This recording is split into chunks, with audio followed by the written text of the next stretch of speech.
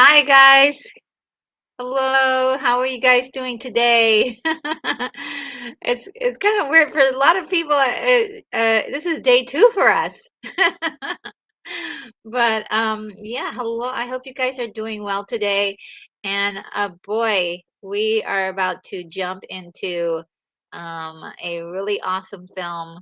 One of my very favorites. One that's really dear to my heart.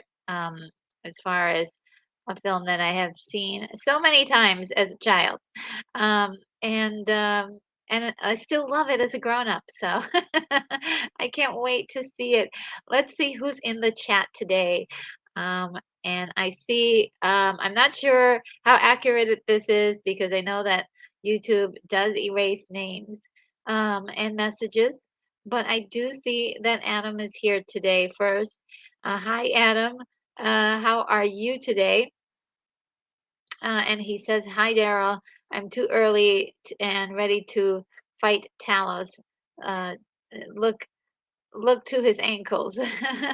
Okay. So I think Daryl left the comment first. Then it seems like you're replying to him.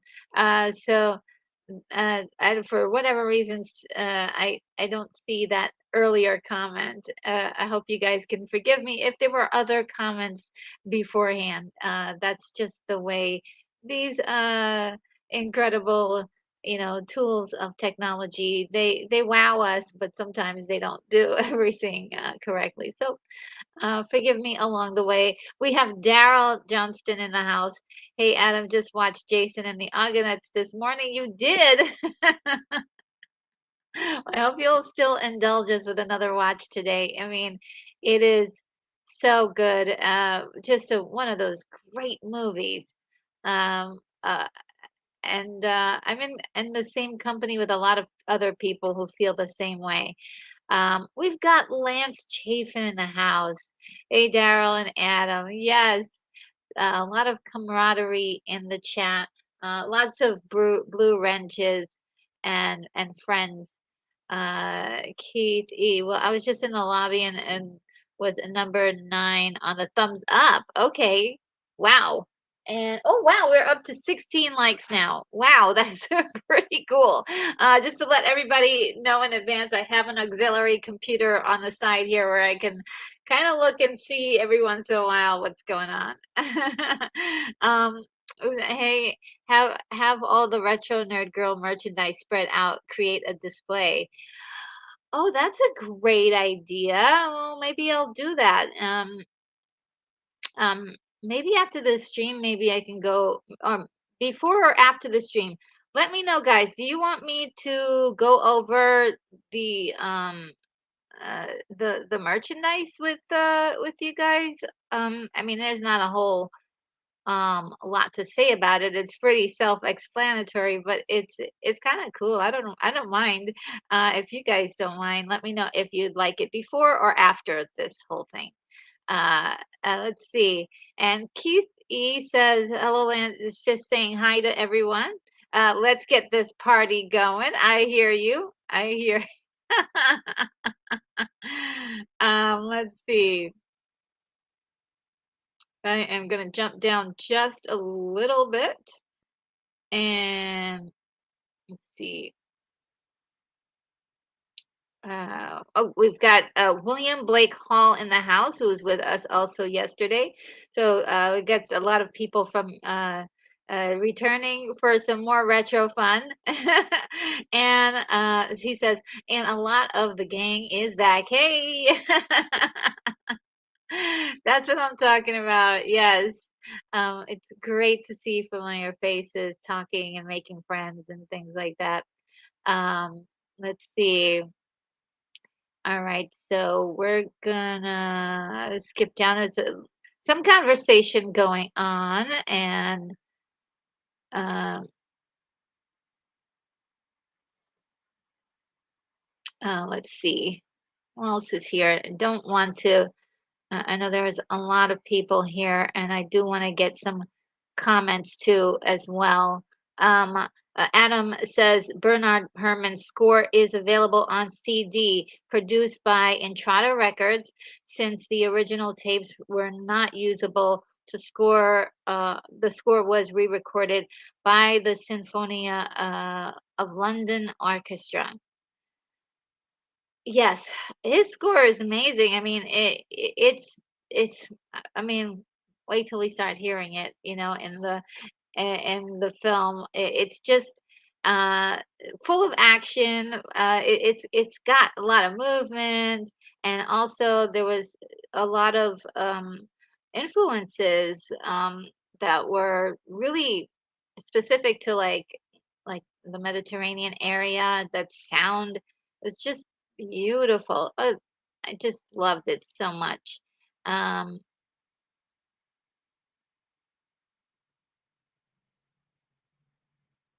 Let's see.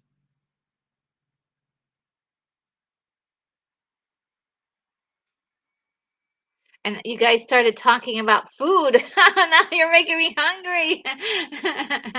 Keithy says, during a couple of years, I was vegetarian. I made an excellent chili. Should probably make it again. It's easy and you can eat it for days and it stays with you for days. Well, I would love some vegetarian chili. I am vegetarian, mostly vegan, but it's not for any like weird reason.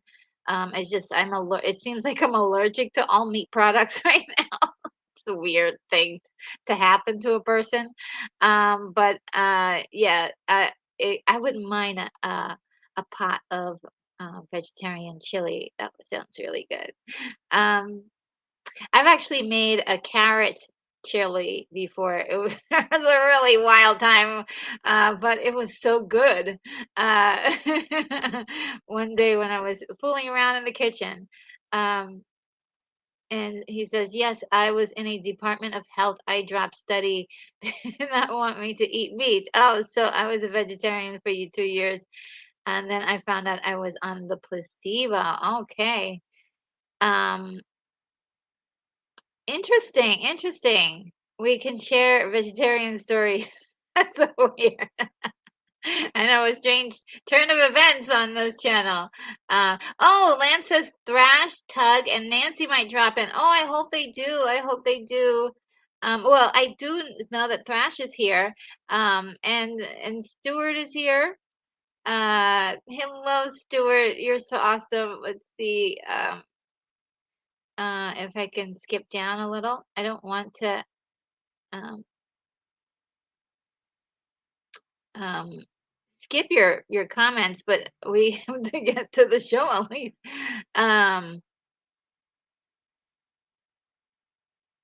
uh, let's see. William Blake Hall says, ages ago, I wrote a science fiction parody featuring a genius scientist named Dr. Harry von Housing. Ooh, that sounds so cool. It really does. And that name, right? And if for those of you who may not know what he's referring to the creator of this incredible movie or the special effects for this incredible movie, Harry Harryhausen, Ray Harryhausen. And so yeah, that is so cool. I love that. I love that name.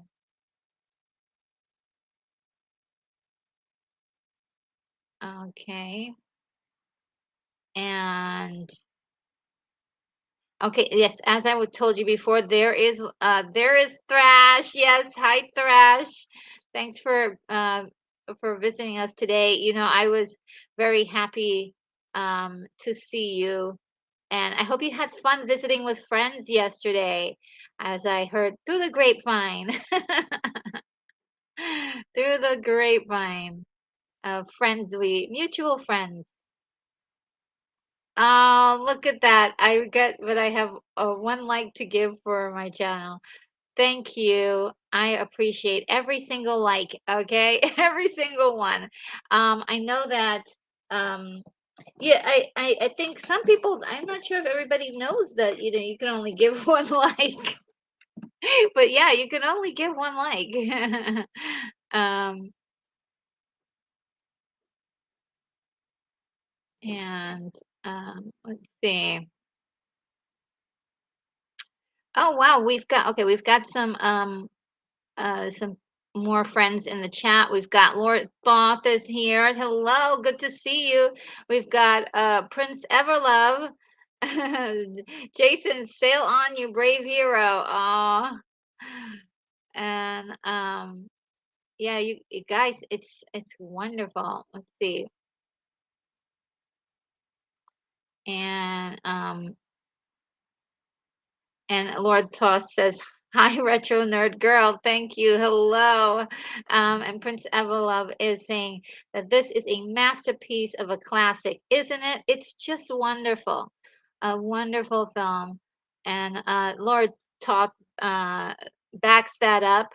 It is a fantastic.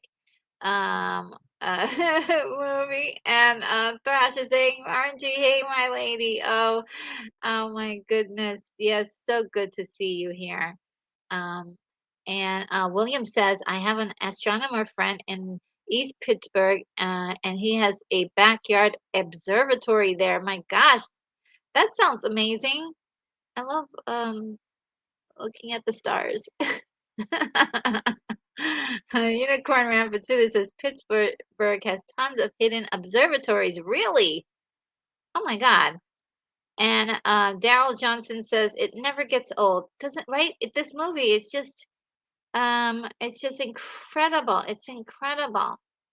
Um and Adam says confirms that Daryl was here first. Okay, so yeah, the technology, like I said, it's great, but uh, YouTube is Big Brother. Oh no, I'm a thought criminal, right? You have to be careful of your thoughts now.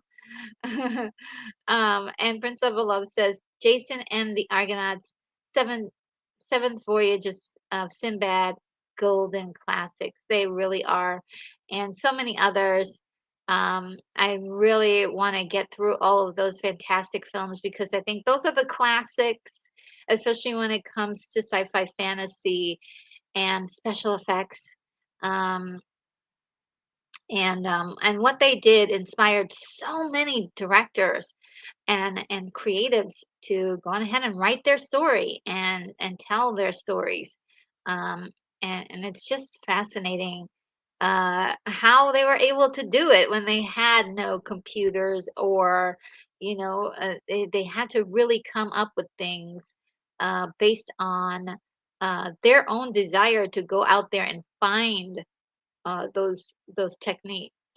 They weren't readily available to know. Like on YouTube, you can find out how to do stop motion. You can learn how to do animation. You can learn how to do split screen, green screen. Now, all those things were a mystery back then. They had to like actively go out and search for those things. Um, and some people didn't never found them. And Stuart says, "Retro Nerd Girl, hello again, my friend. Oh my God, you guys are so awesome and nice to me." Oh, William Curry is here. Hi, everybody. Glad to see you all here. Yes, it's so good to see you as well. Let's see. And Prince Evolove, Retro Nerd Girl, magnetic buttons with anime image. Well, I'm trying to get that key. There's a keychain, and I really wanted to do the button, and I can't find, for some reason it's not like allowing me on that site, so I may have to get them made up by some other company. But I do have stickers, which are so cute. And I was thinking about getting just plain, like plain buttons without anything on it and just putting the stickers on it. I don't know. What do you think? um, and Prince Evolove has a little emoji to show. Oh, that's so cute. Let's see. Um, oh, who's here? Douglas.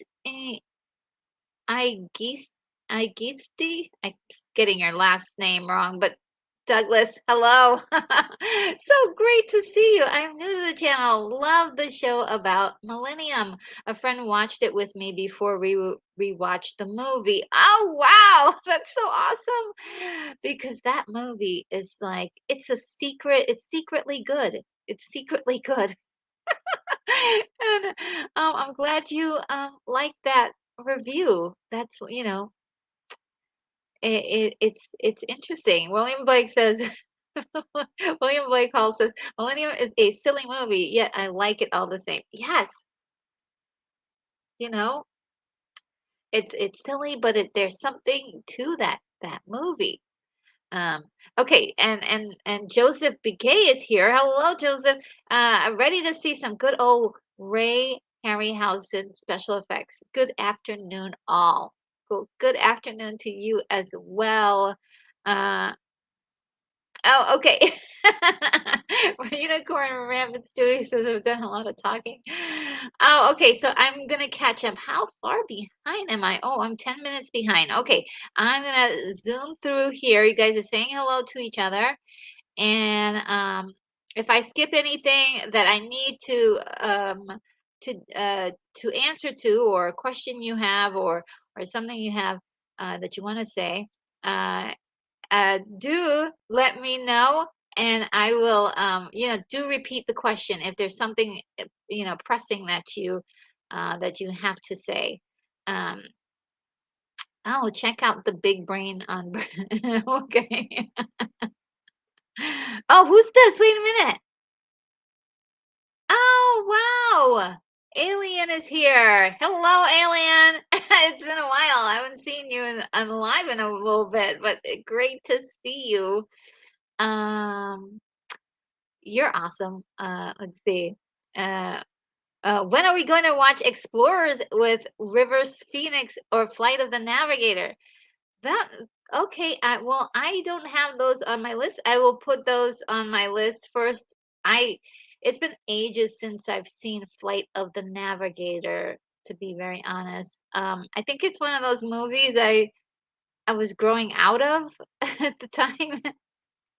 It's like Goonies for me. Like everybody loves Goonies, and I'm like, well, what happened? I just never got. But we're gonna watch it again, because I want to understand. I want to understand movies that I don't understand. So we're gonna look at Flight of the Navigator again, and let me see.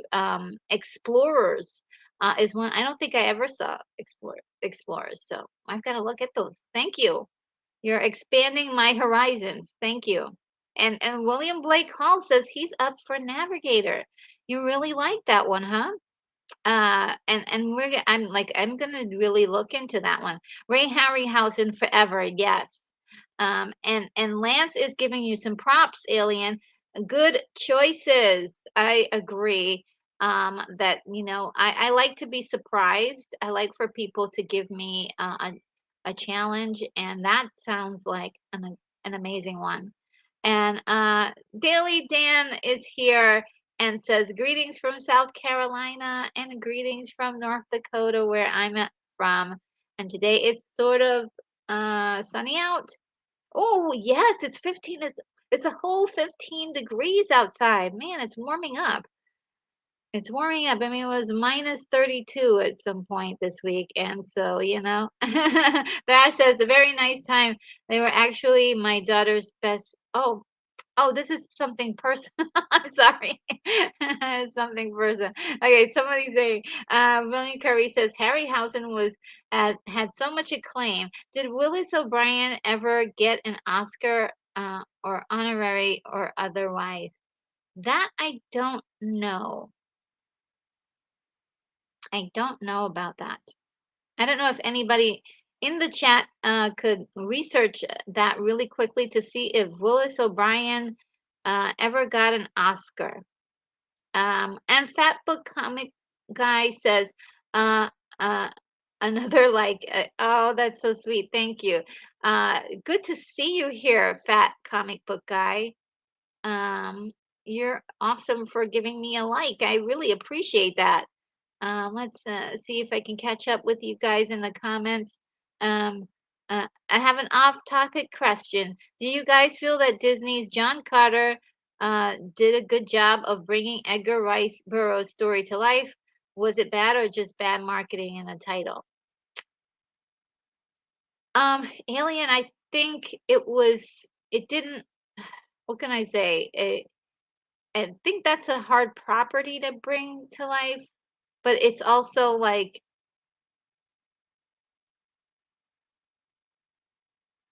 I don't know. I feel like that would do really well as a comic book, or I don't know. I think some people were just turned off by it altogether. It could have been timing.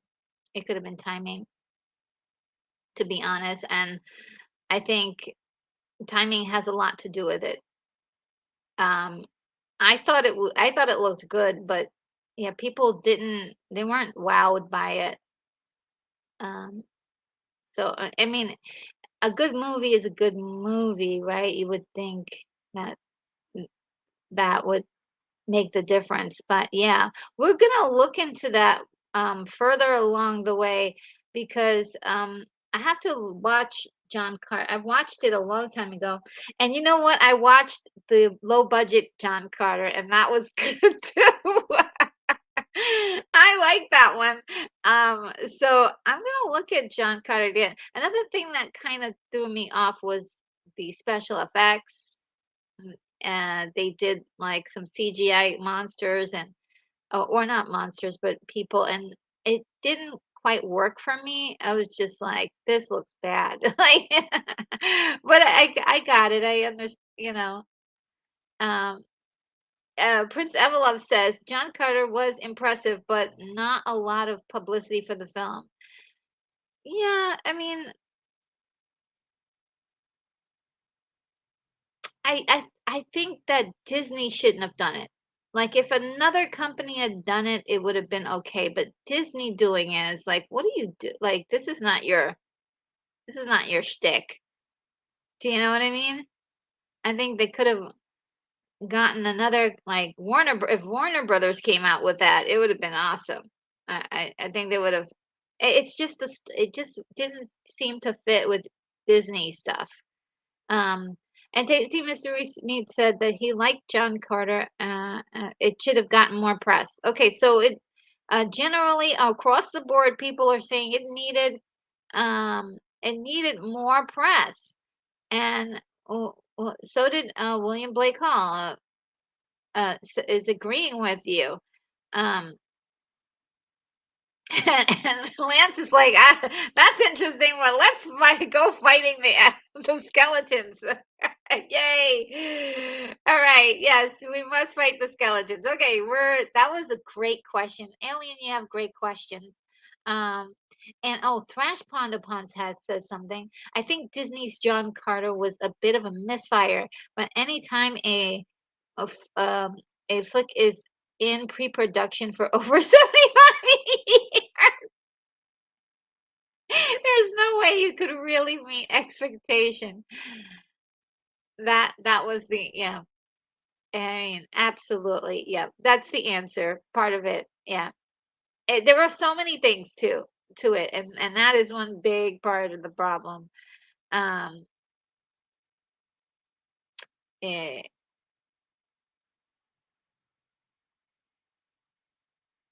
and let's see. And Lance is recommending Daryl as well. I think which was about a a computer boy.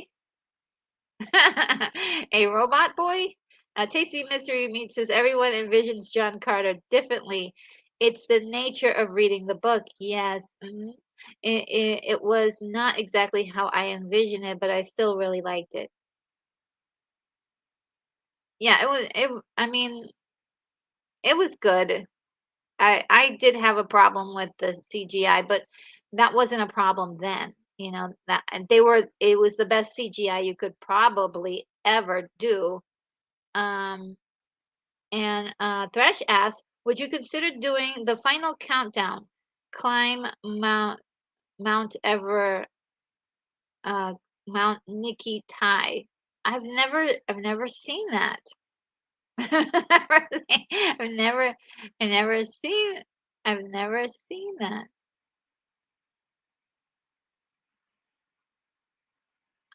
Um, let's see. And oh, and Sean Richards. Hi, Sean. Good to see you here. It was Ethan Hawke, the kid in Explorers. I thought so. Or was it Navigator? No, Navigator. I don't know. That one's a tough one. At some point, all the kids start to look alike. I'm sorry. It was yeah, yeah, yeah. I got you. Yeah. I and All right. So I'm gonna move forward. Um, just a little bit.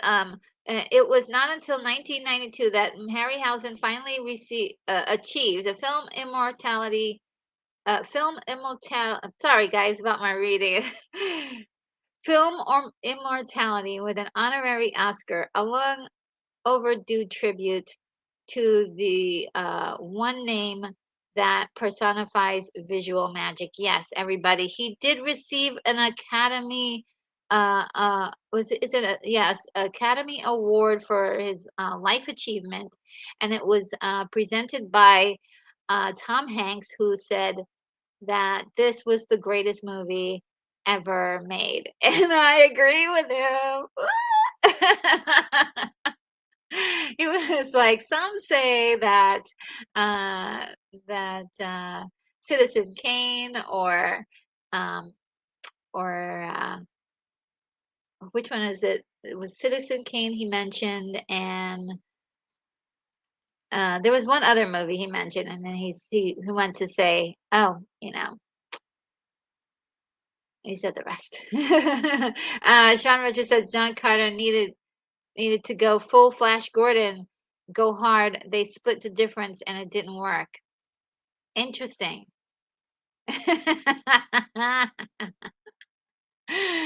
Oh man, it's an inside joke uh, about our friend Thrash. uh, and let's see. And Tasty Mystery Me agrees with me. I completely agree that Disney should not have made it. Yeah, I think this movie should have been um, more grittier.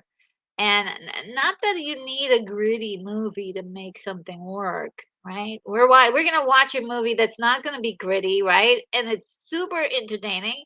And the thing is like it needed something. It needed just one thing, but it's a great movie. I mean, I won't,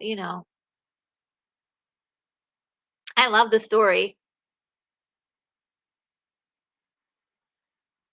All right, so we're at the end finally. Okay, uh, and just a few comments here. And Lance is saying that Daryl, I cried like crazy at the end. Oh my God. Yeah. Okay. So we're at the point where I've gone through the initial comments, and we've got the timer. Oh, snap, guys. All right, I'm gonna tell you, it took me I was like literally rushing to get this all set up because I was just too exhausted. I don't know what from, but I was exhausted. But let me see. I did not set up something ahead of time, and I hope you're okay with that. That I'm going to have to look for my movie. I usually have this all set up and ready, and for some insane reason, I was not um, prepared. Okay, I'm gonna need. Are you guys all ready? Do you have your copy ready? You ready for this to begin?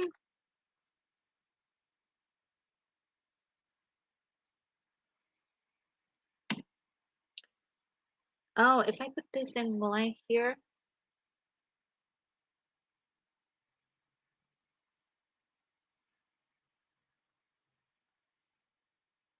I don't know if this I'm sorry, I think this works.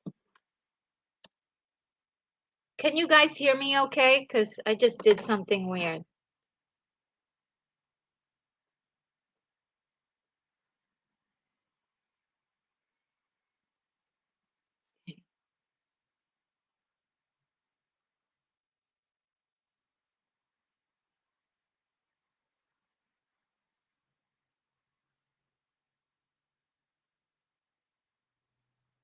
All right. Okay, you can hear me. Okay. Um, yes. Okay. All right. Good, good, good. For some reason, I didn't think it was going to work out, but it's doing fine. All right. So, how it works, guys, is that you have your copy, I have my copy, and we watch our copies together. And what I am doing right now is, oh my God.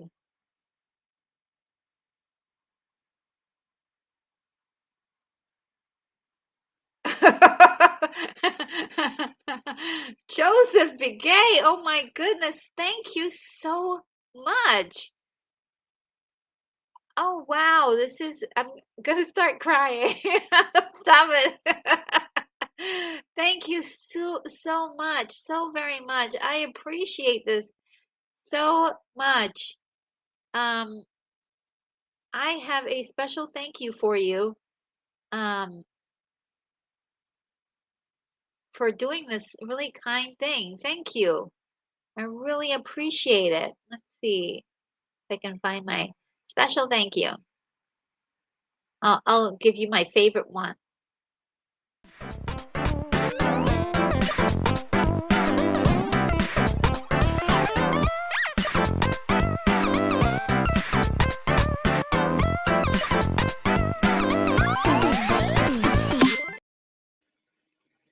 Thank you so much. This is really awesome. I appreciate it intensely. Um, I don't know how many times I could say thank you, thank you, thank you, thank you, thank you. Oh wow, that is so awesome. Okay, so and we got the okay from Prince Evelov.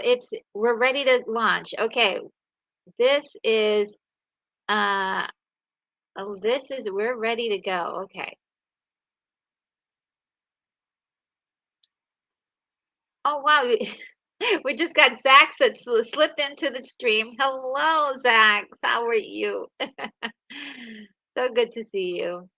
Uh, and all right, now we're gonna get started. So you have your copy, I have my copy, and let me adjust this. Just gonna let you guys know that while I'm watching the show, I will not be able to see your comments. On occasion, if there's a break, I might be able to look on the side to my auxiliary computer and see some comments, and just take a peek over there. And oh, is Keith leaving? Keith, where are you going? Yeah, see, I can see that Keith is like bouncing. Um, we'll see you next time. I completely understand. Um, and you can always come back and watch the show with us at any time because the video will be up forever and ever until the YouTube gods decide to end it all. So, yeah, I'm gonna get this timer ready. Oh, I'm gonna just do a test really quickly to see. Oh no, uh, to see if this will work. If it's too bright. Oh, yep. See, I'm glad I didn't do that. Yep. Okay. And make sure the brightness is just where it's supposed to be.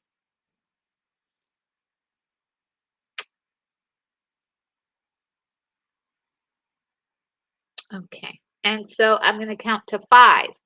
I'm sorry. I'm going to count from 5 to 0. Oh, well, to 1. But where it's supposed to be 0, that's when we're going to hit the button together. Okay.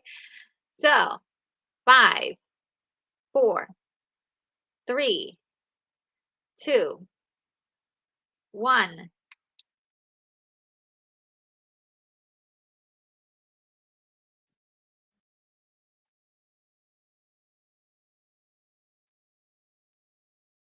Okay.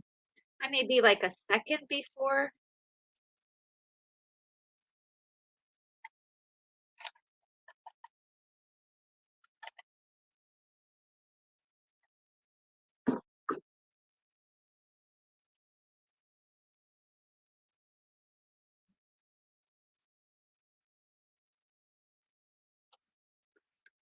Here we go.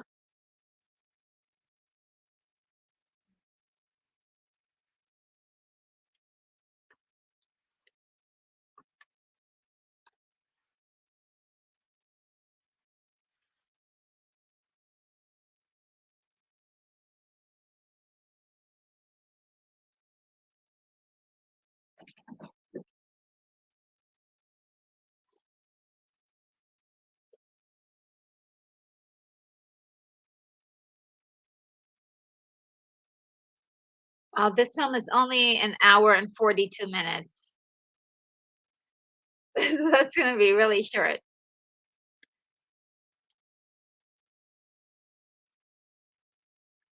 Music by Bernard Herrmann. Awesome.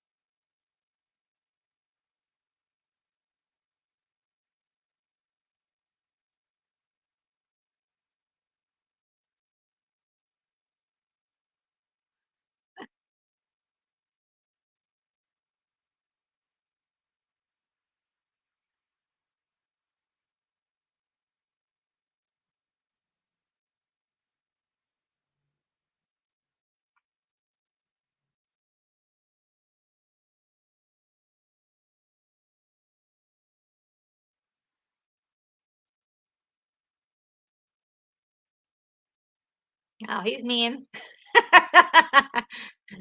It's like we don't have any time for riddles and mysteries.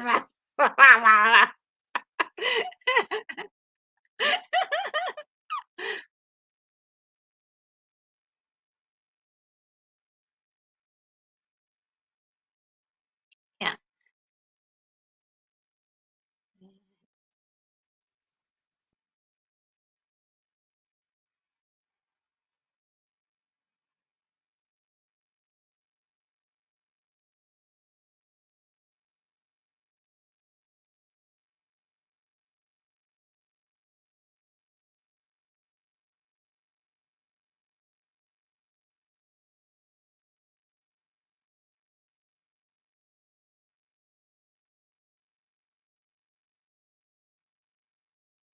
Yeah, this is all make believe because it's not in coordinates with the actual story that Apollonius actually told.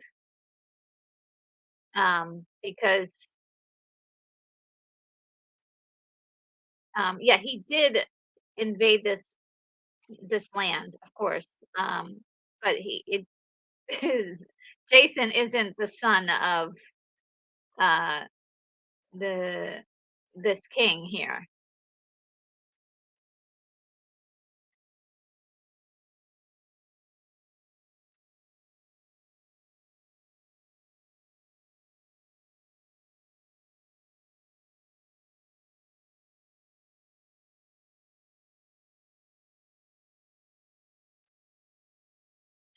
Yeah, and this is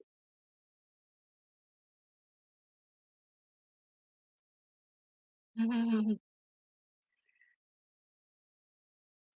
that old man was Hermes, the god Hermes.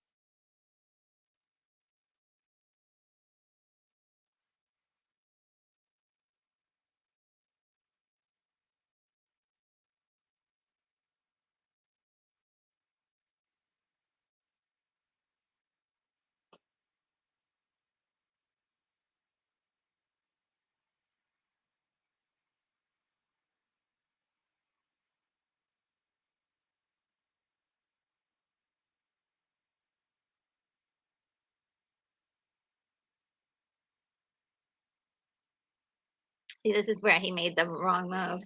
And in the actual poem, he had a battle with one of his enemies.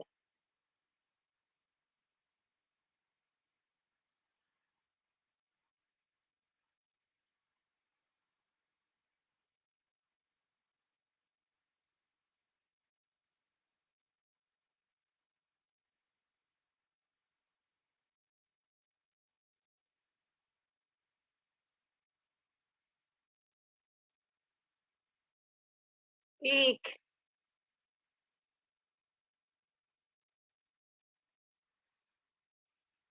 Yep.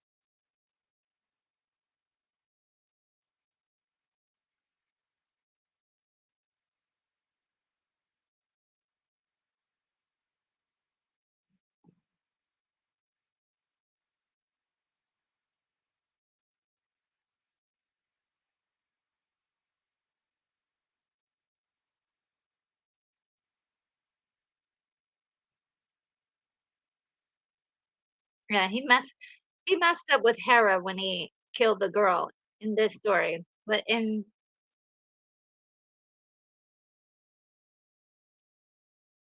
the actual poem,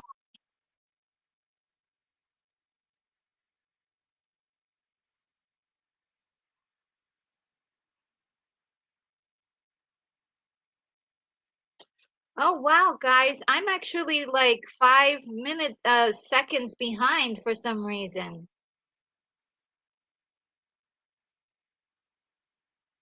Oh, what should I do?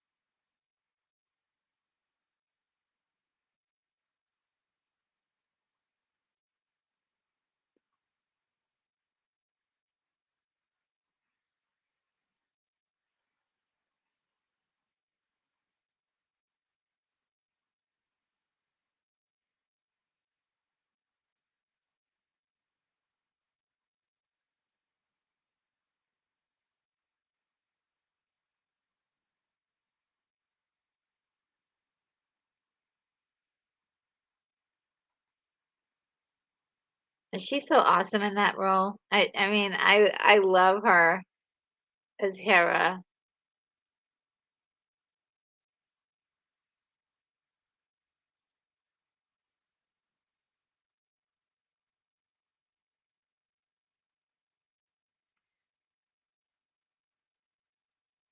It always freaks me out. Like this guy is so paranoid, and he's just traveling by himself. Like,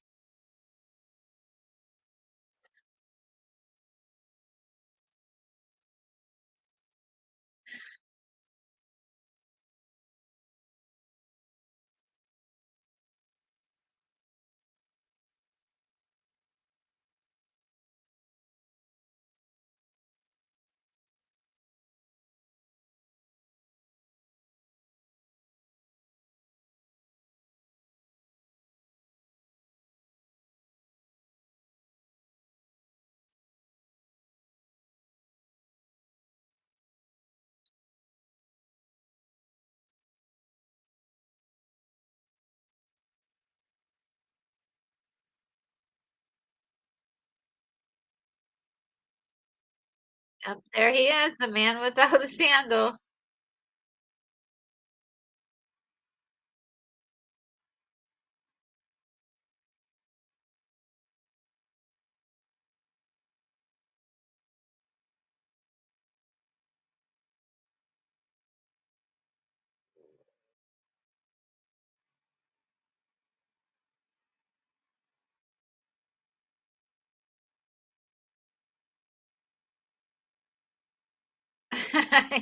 He's,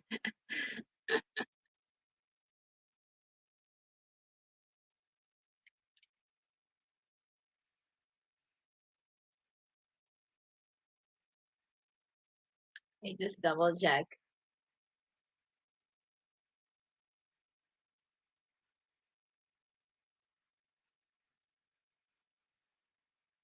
I don't know, for some reason my clock is like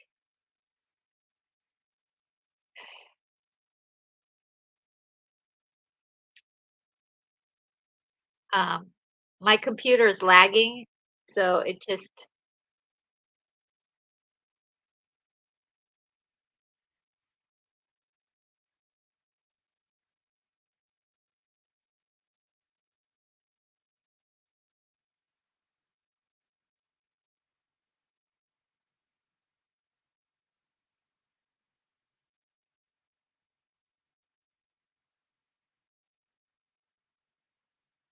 they could have just killed him right there.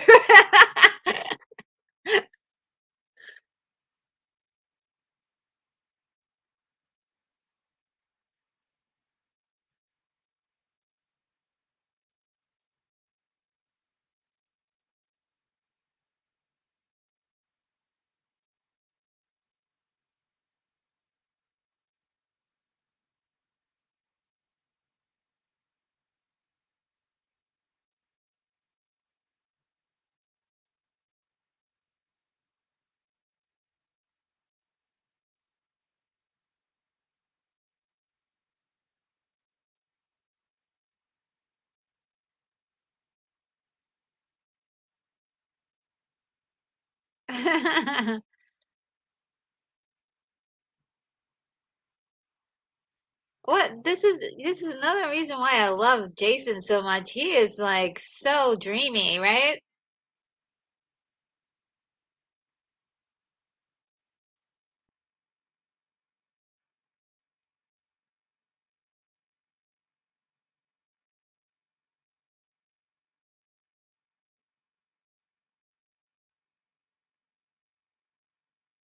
Scheming.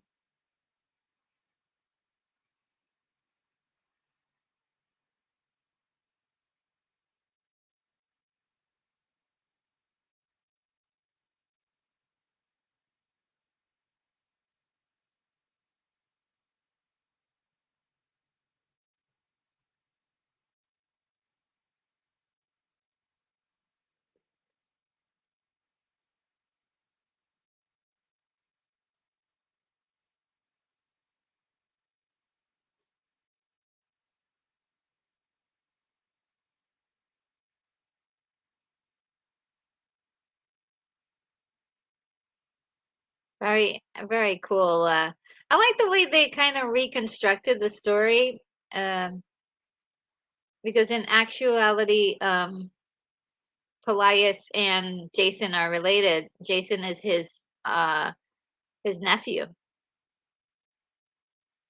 So, but it makes sense for this story that they're telling.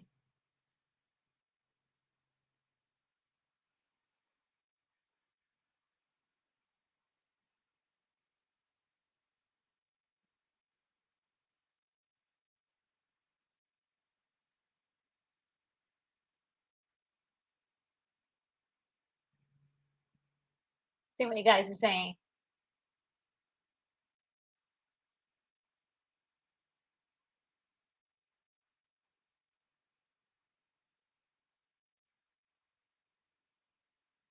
Oh, hey Tom. Tom's here. Hey, how you doing, Tom?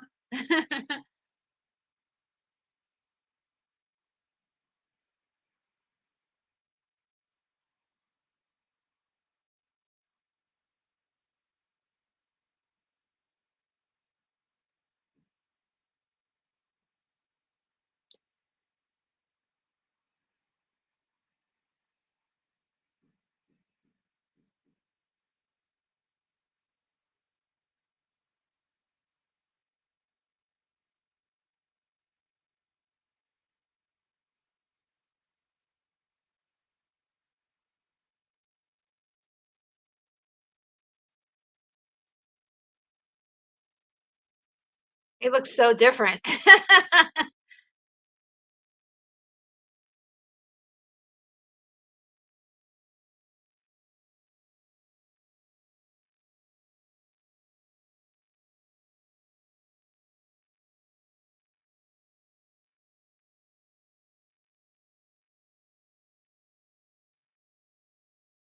And Hermes, I believe that Jason is also related to Hermes, and so it makes sense that Hermes takes him uh, to the gods. So I love that aspect of the story. They try to keep some of the tie-ins to the actual myth.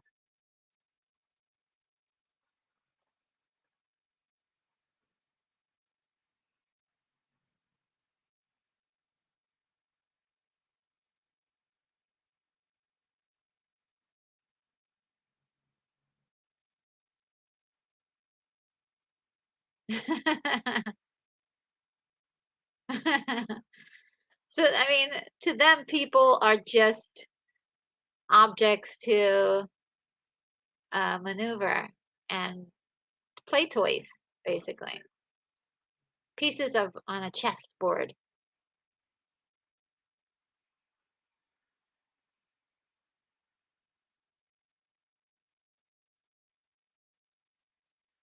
Looks like one of my action figures.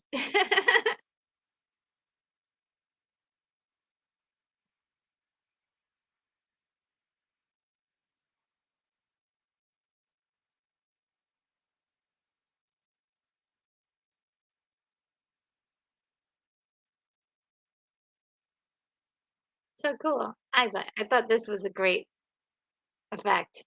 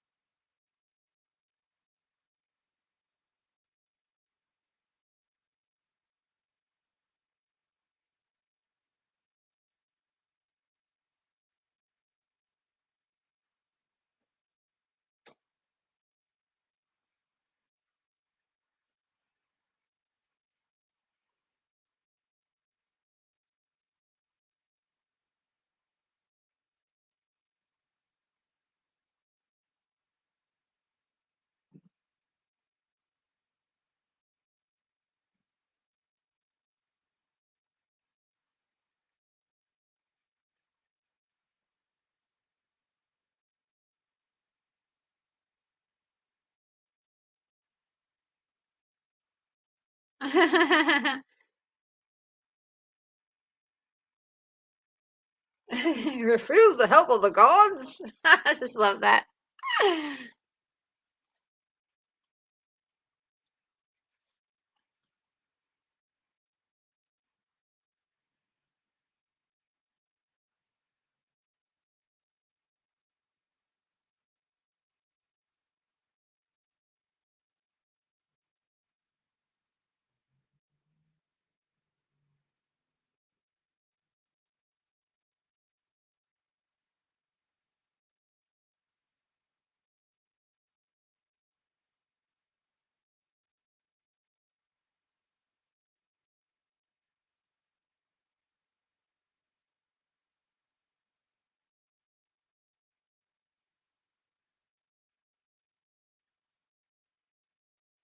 Hmm.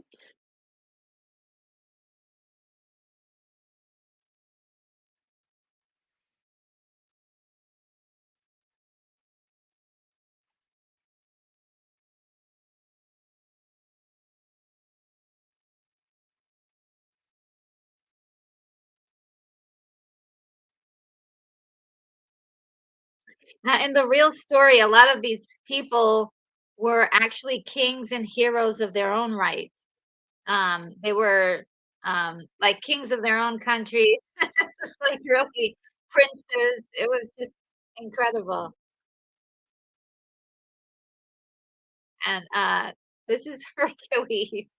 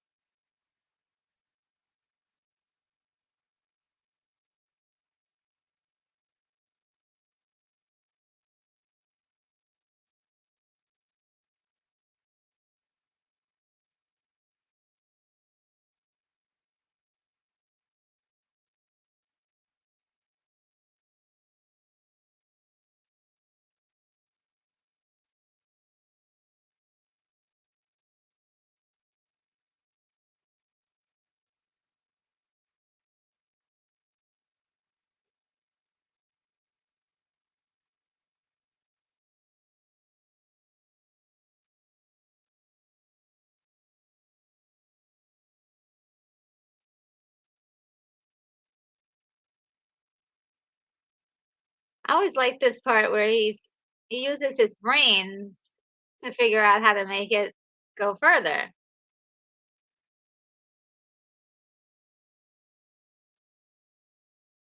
'Cause, it just shows, like, you don't have to always use your the brute strength in order to get ahead.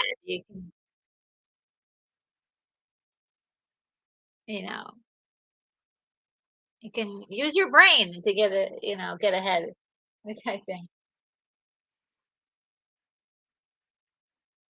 Oh, Minecraft gamer is here. Hi, how you doing?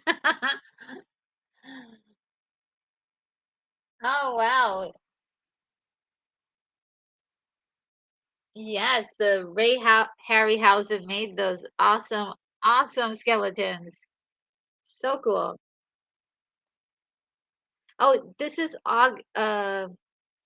what's his name? Argos, who built the Argonauts. I mean, built the Argo ship, and he did it with the help of the gods.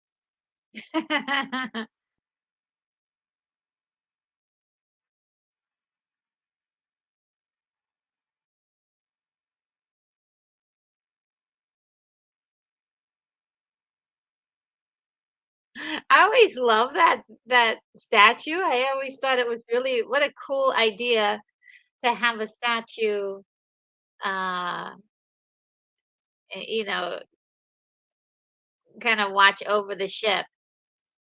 It reminds me, it really almost feels like technically, right? Technically on the line, I think Clash of the Titans would have like where that actually happened would have happened first.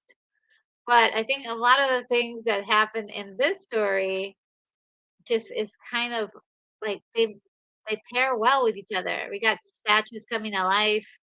Uh, it just the stop motion. Harryhausen uh, worked on both of them, so yeah, this is so cool. I love it.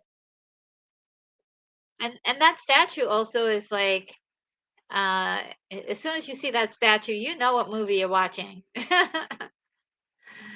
You know exactly what movie you're watching.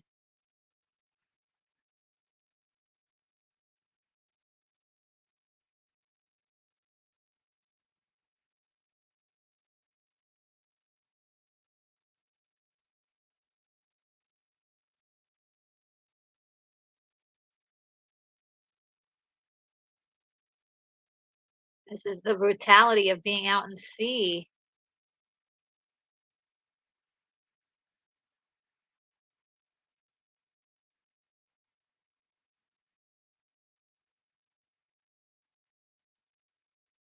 see. Mm, mm, oh, wow. In 2025, the Goonies will be how old? 40? Mm. Oh, this year, this movie is going to be 60 years old. That's pretty cool.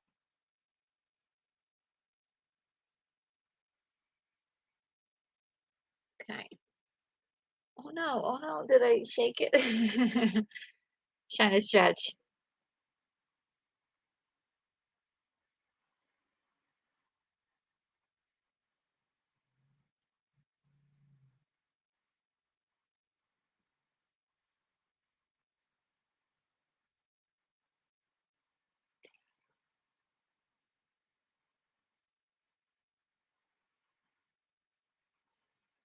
That's your version of staring, Jason.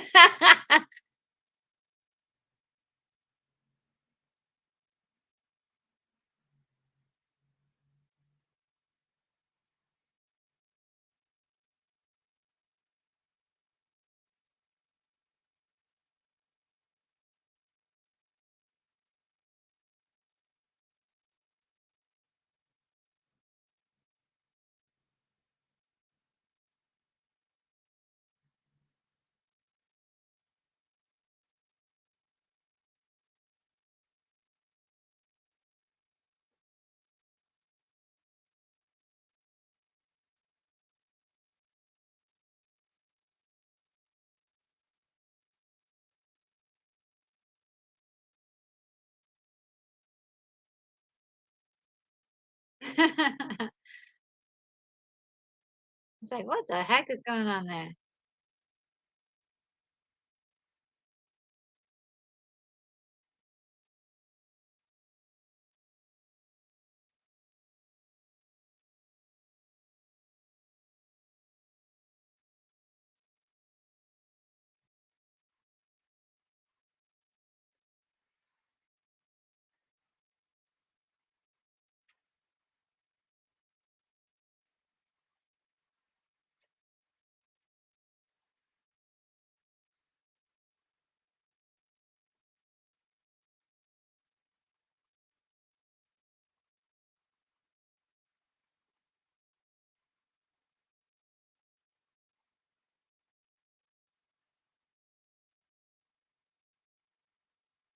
It's so funny that he went right up to Hercules.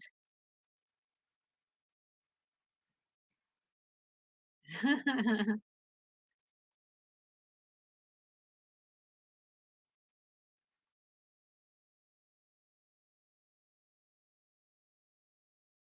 just really love the way this was shot too. I mean, you really feel bad for those guys out there. They look like they really haven't had anything. They're all sweaty and sunburned and a hot mess.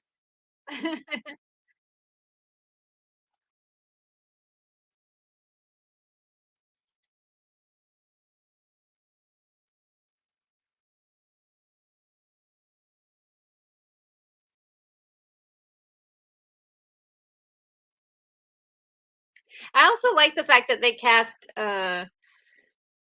Jason as a guy who isn't like super built, like he's just an average dude. He's still a boy in many ways, but he's ready to start his journey, ready to become a man.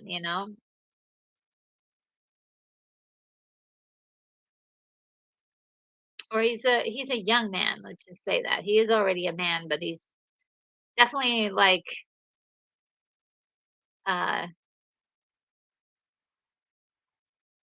not the archetype of a hero as far as physically you would think muscles, muscles, muscles. Just a guy who uses his brain a lot.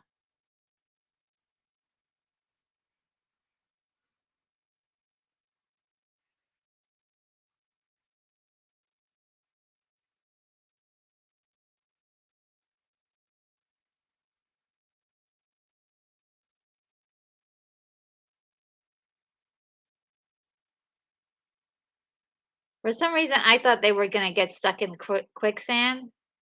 I was like, "Oh no, it's quicksand." I was like, "Oh no, wait a minute."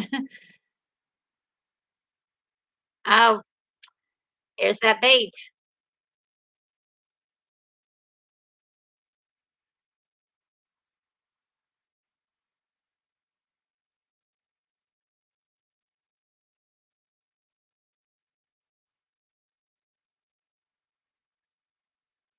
Yeah, like he should go the other way.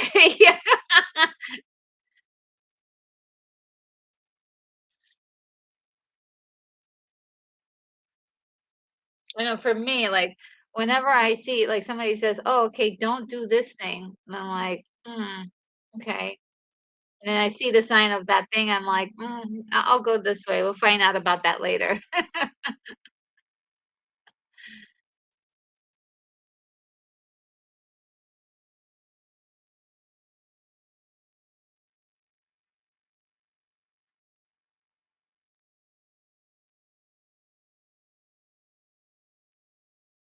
I like the way they made you give you a scale of how big things are.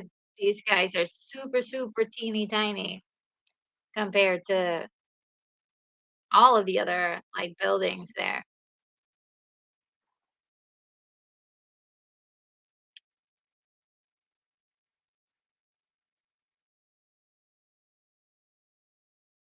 Yep.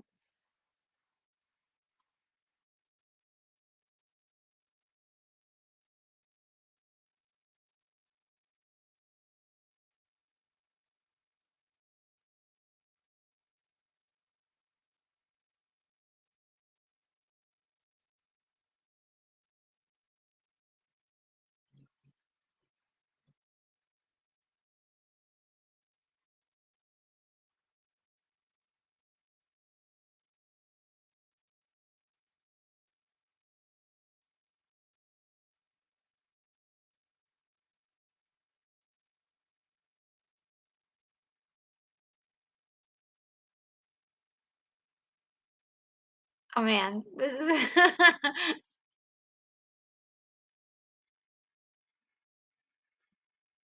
that should have been your first sign.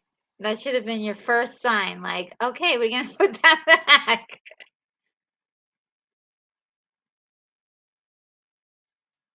back.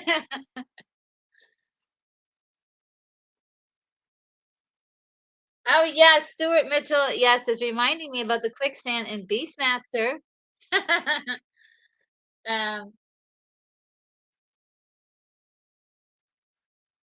oh, okay, Lance. Lance is going. Oh no. Lance, thank you for all of your help this week. Thank you so much. You're so awesome. You have a good one, um, and take care of yourself.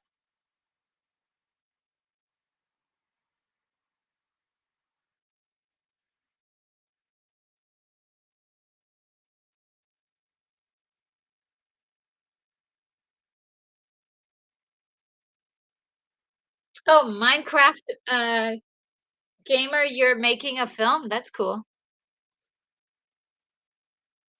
I'm trying to make one too. Eventually, as I got like three ideas I want to work on, but yeah, work on one at a time, I suppose.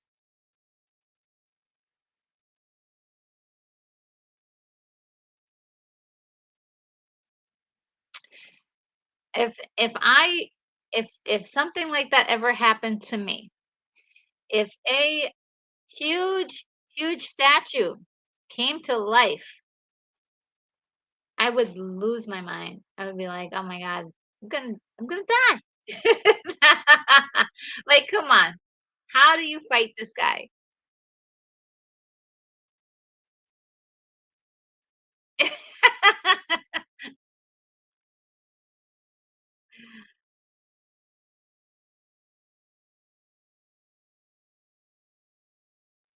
And all he's really after is Hercules and that other kid for taking his stuff.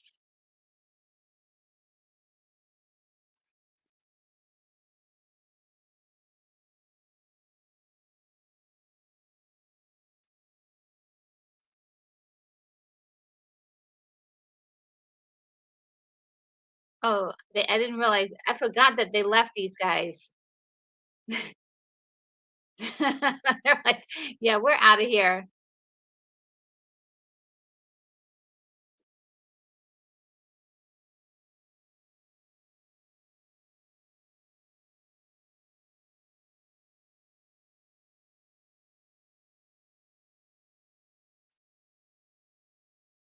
And Talos has a sword. Well, he doesn't need it.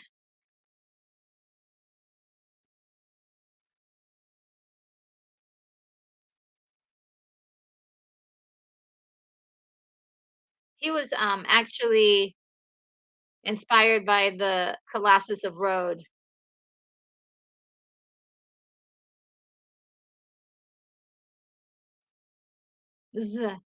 Rhodes.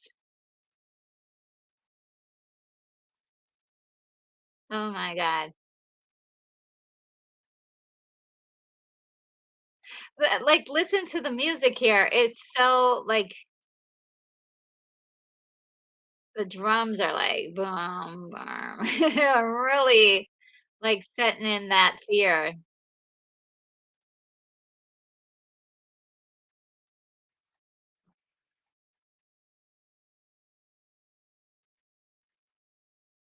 Those poor guys.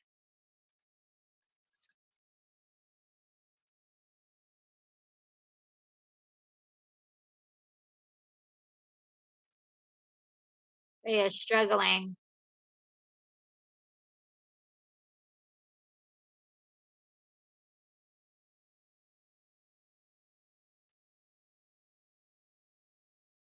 No.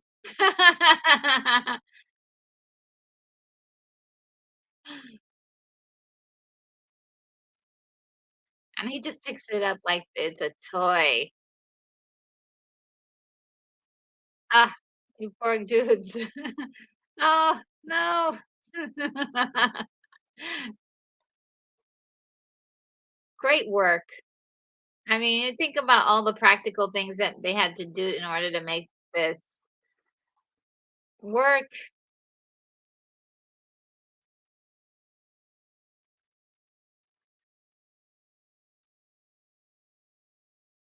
And he just tosses it like it's a toy.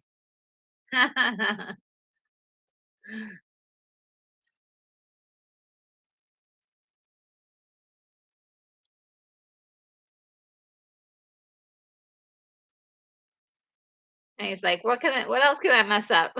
He walks away.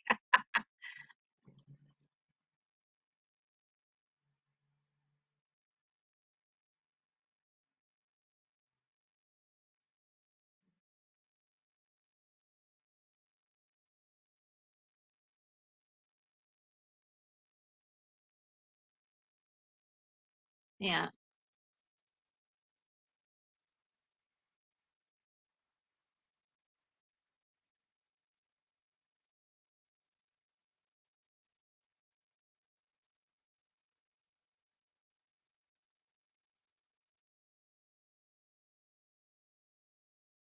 Yeah. Yeah, he's wasting all well, I wouldn't say he's wasting it, but he's gotta do it. Imagine seeing this in the theater in 1960s. This gotta be, like, blow your mind. You're like, "Oh my god."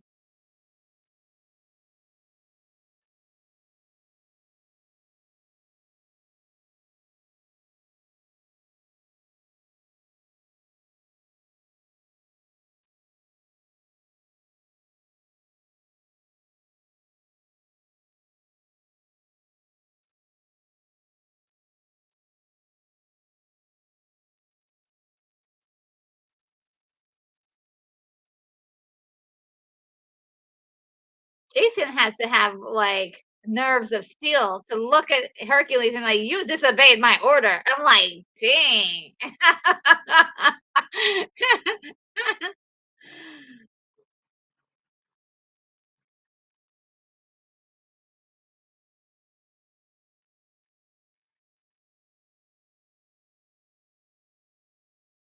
Why are you so mean?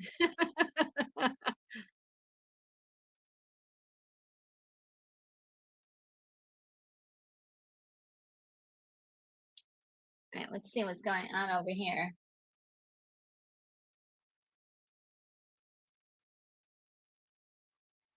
Yes, William Curry. Yeah, when he turns around, he's like he looks at them and is like, "Oh, snap, it's alive."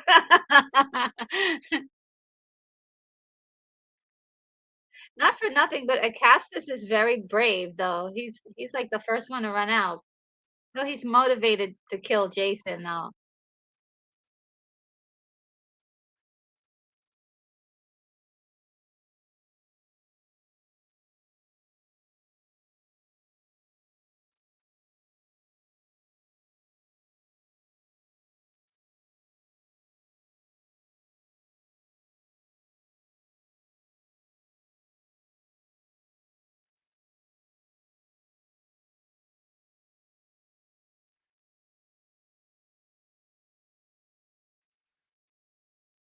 Oh boy.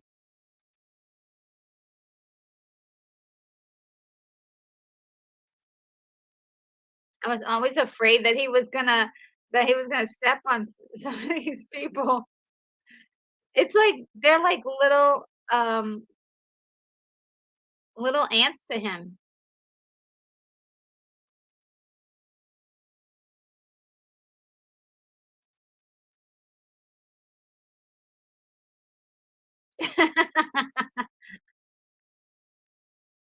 He's like, "What the heck is going on?"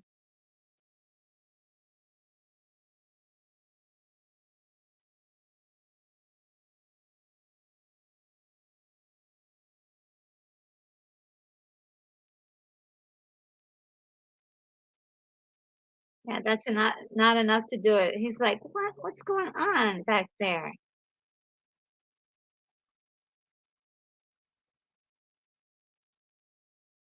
Ew.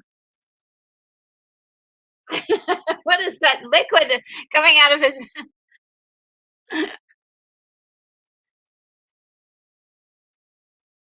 I see, at that point, you wanna run and get out of the way, right? Like, "Okay, get out of the way."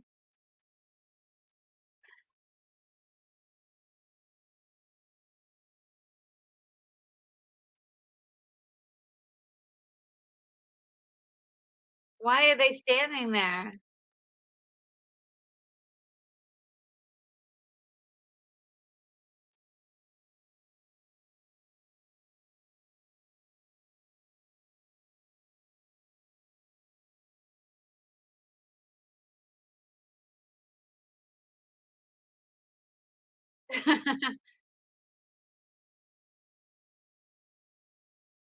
That would've been me, like, 5 minutes ago. I woulda hid behind the rock.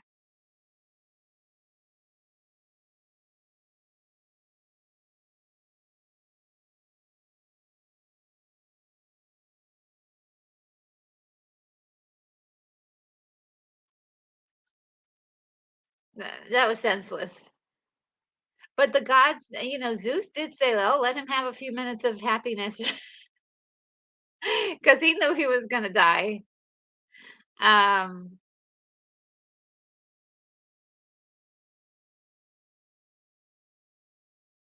so they're rebuilding the ship and getting it back to, order. Um,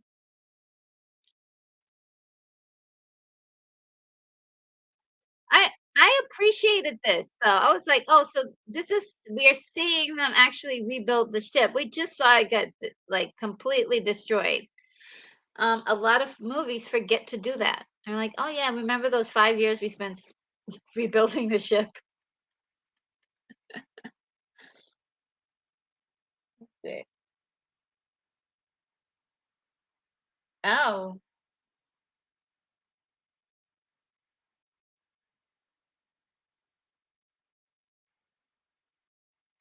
That's really funny.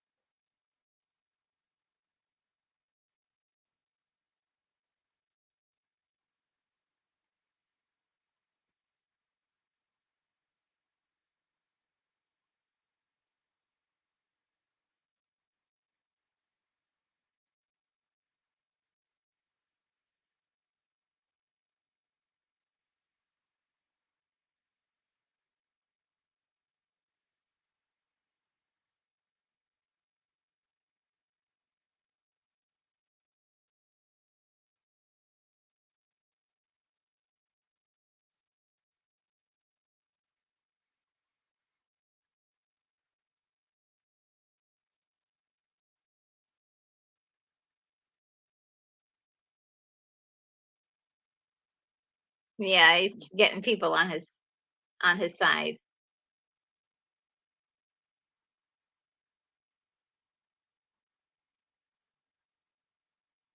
Yeah. This is this is where he gets to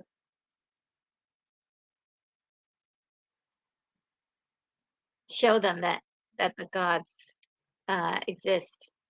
Give them something to believe in.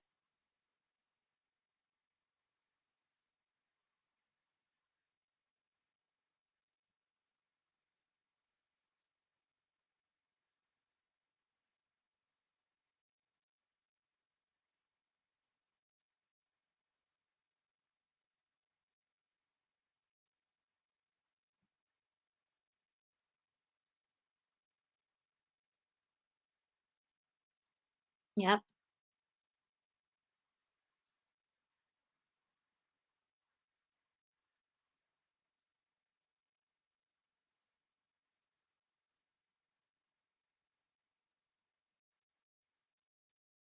Yeah, you can't argue with Hera's word, right?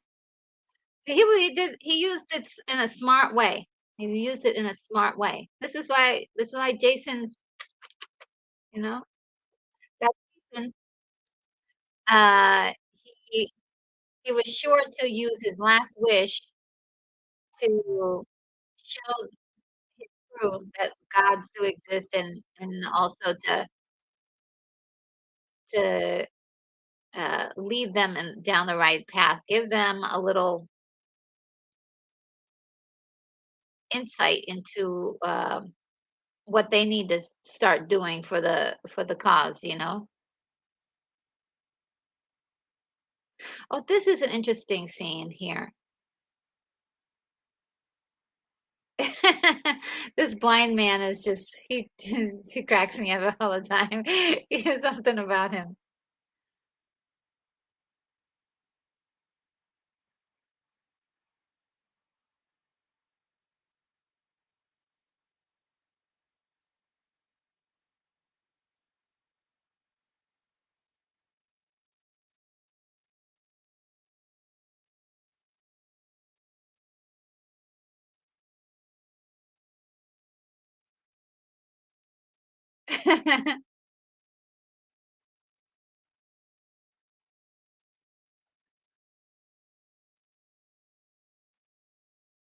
The harpies. Oh,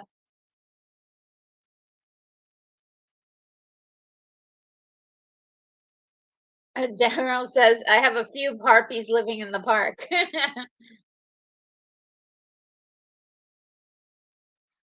Oh, Patrick Thrash is saying that Patrick Throgton played a Doctor Who. Cool. Oh, oh,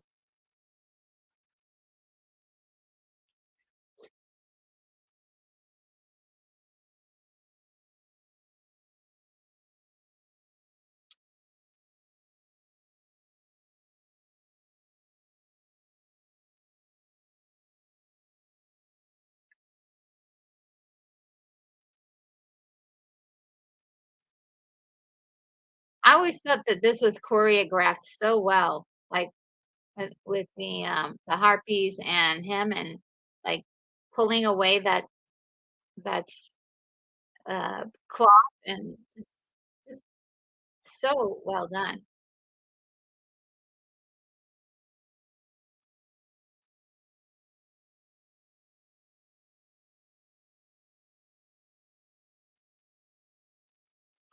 For a thing they won't let him eat.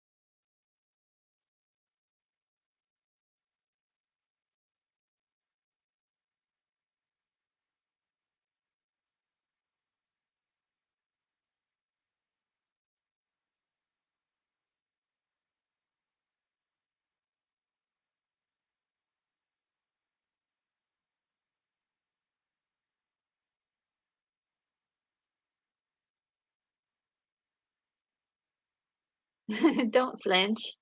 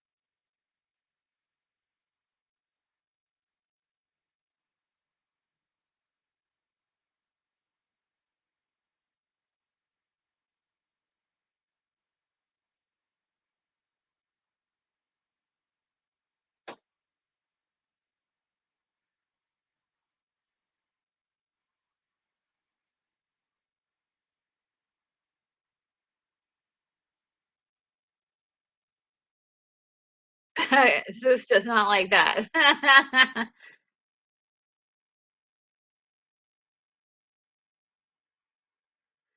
Well, I like the fact that they did, like, said, so, like, what a great conflict to start up and then to create, like, a little action scene from and make it work within the story. Like, this is smart storytelling.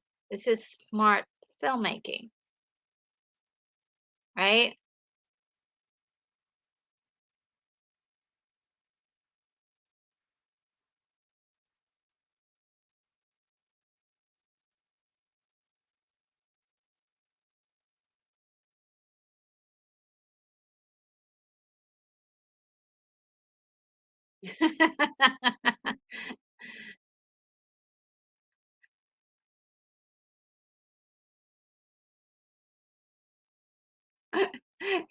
That guy is funny to me. The Phineas, he's hilarious.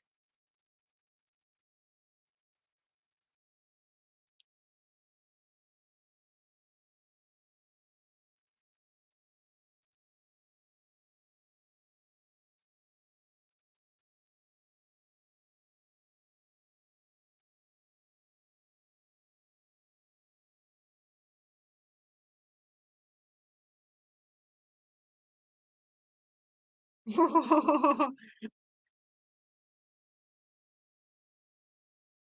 mean, are you noticing the music here? It's like they've gotten the piano and goes neo, neo, neo.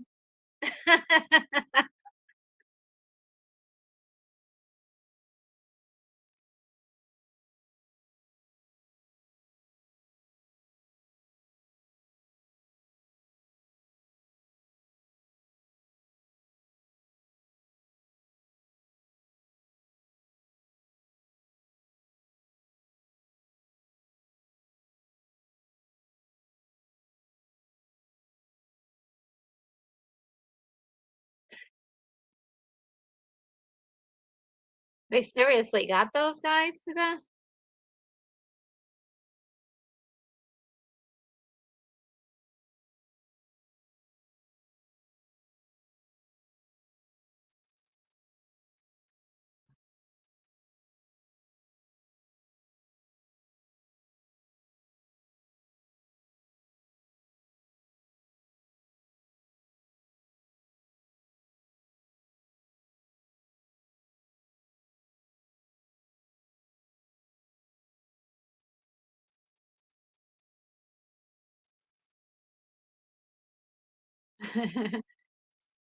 See, they don't kill them. They just put them in a cage, which is very interesting.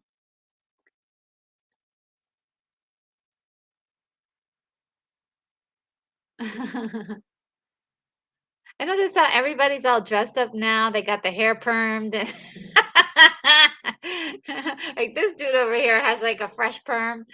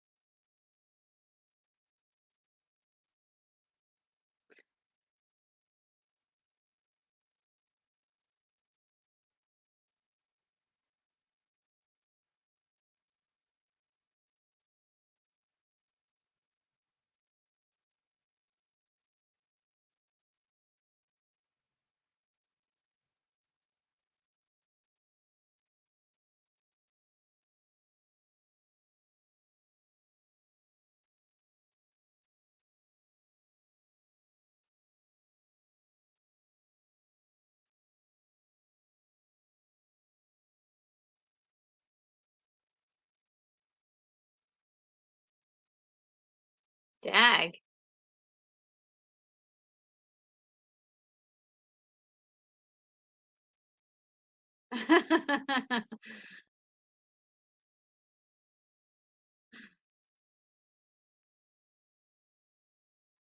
See what you guys saying.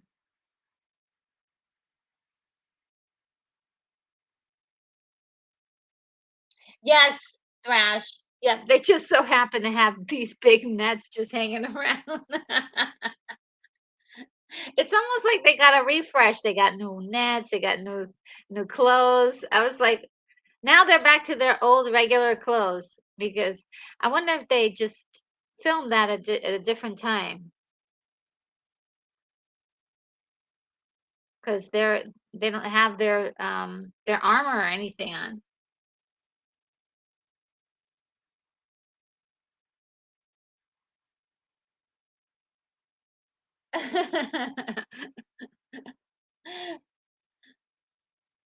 Adam says with all that fruit he's eating, he must need fiber in his diet.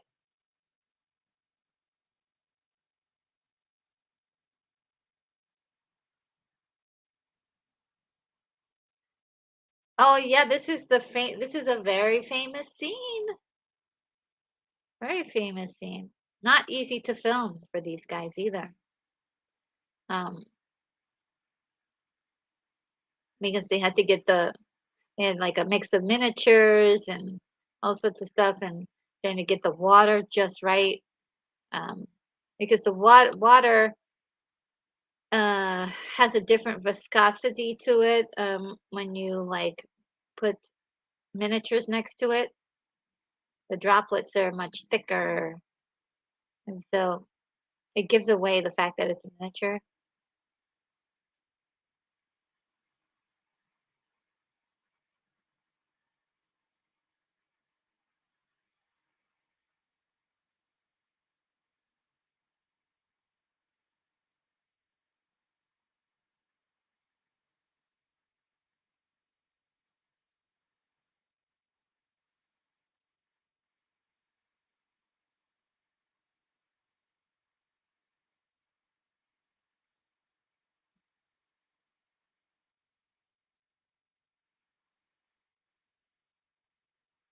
That poor man had to be naked on set and just like trousers. It just hit me just now. He's got the least amount of clothes than anybody. So it's kind of surprising. Oh yeah, this is how they find out that the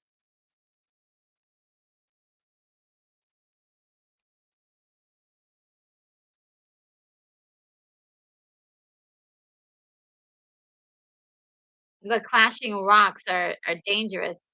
You know, you see how bad they can be.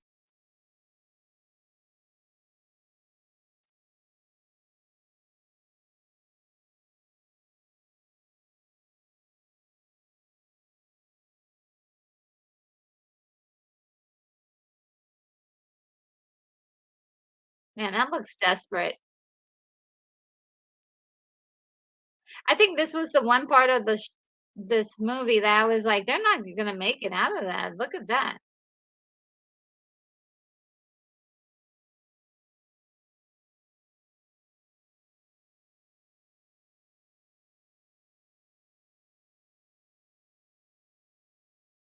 And the other ship that's is just totally messed up. This is why that part of the world has been closed off, is because it's so dangerous to get through this very narrow rock area.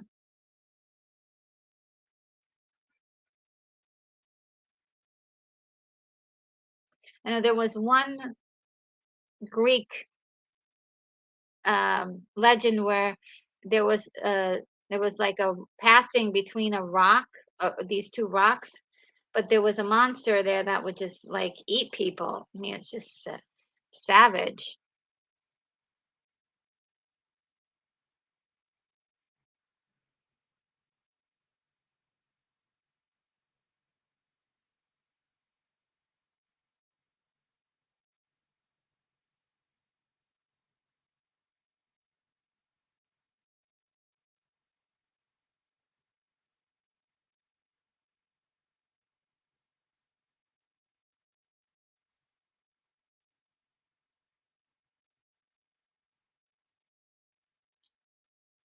Dang.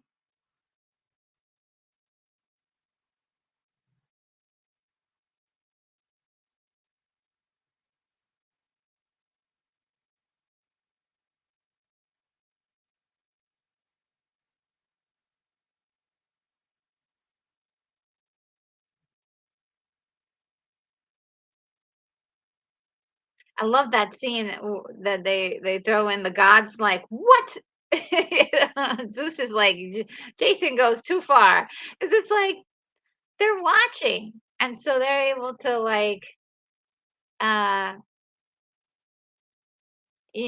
smite people for the very smallest details, the very smallest um uh insults, you know. Let's see. Oh, Sin Havoc 5150's here. Hello.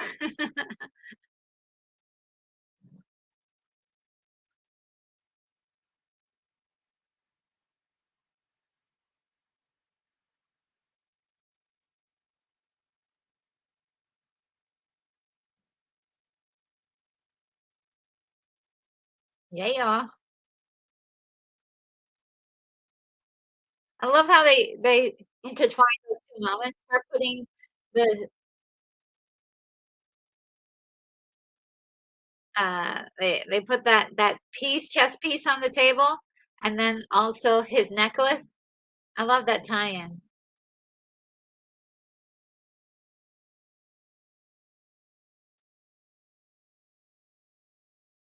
Oh, Unicorn Rampant Studio. Yeah, I'm actually 5 seconds behind the timer, and I was gonna change it, but I was like, it's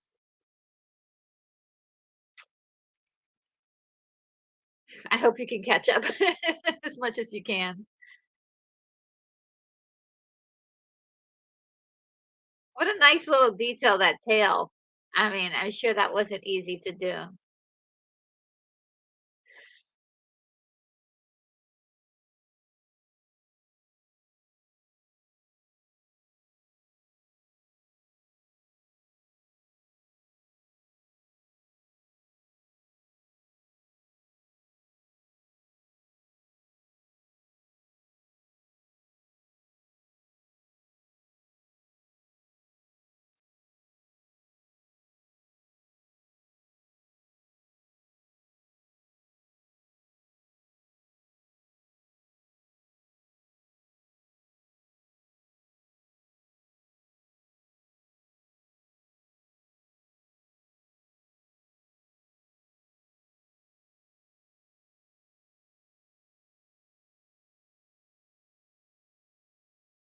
I don't know if this is Poseidon or if this is, Triton, King Triton. Which one do you think it is?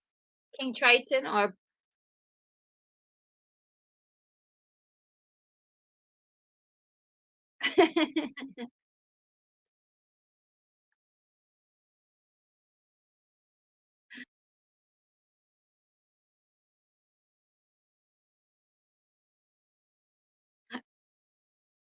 I like the fact that he just came out of nowhere to come save them.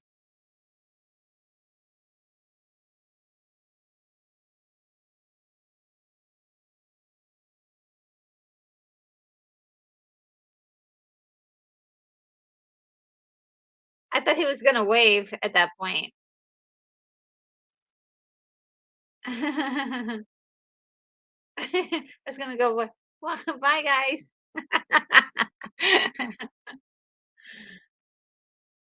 It looked like he almost did.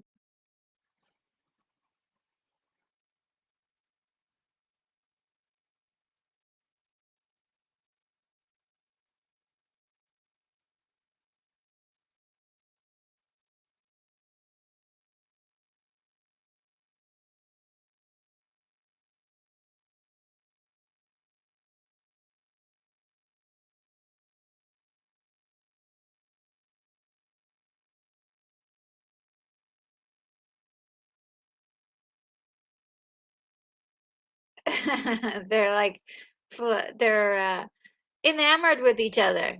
At the same time, they are playing these games, these power struggles, but at the same time, they actually like like each other.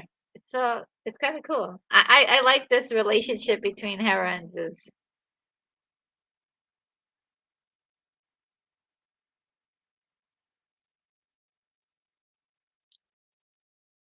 Jason didn't even think, like, what's that? Jump right inside the water. Like, didn't even care.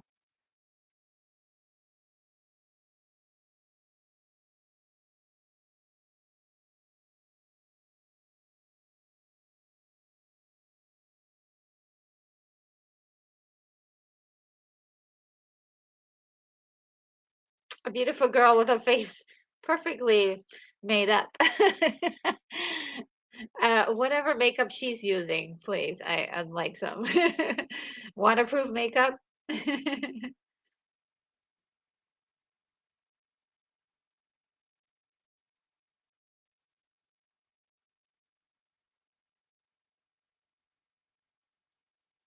Nancy Kovac, yes. Thank you. Thank you, William. Thank you. Yeah, she was beautiful. Uh, yeah, gorgeous. And she was on Bewitched for a little while and was she was amazing in in that show. Yes, William Curry is in agreement with me about the small talk between Hera and Zeus.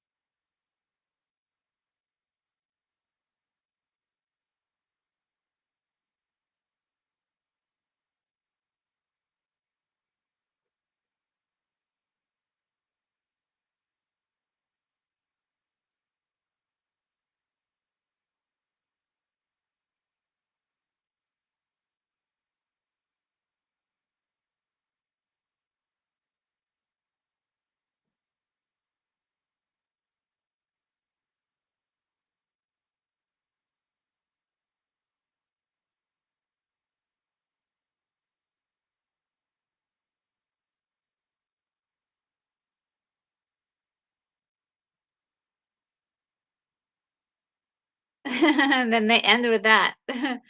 I like that. They were like, he's like, my name is Jason, and she's like, hmm.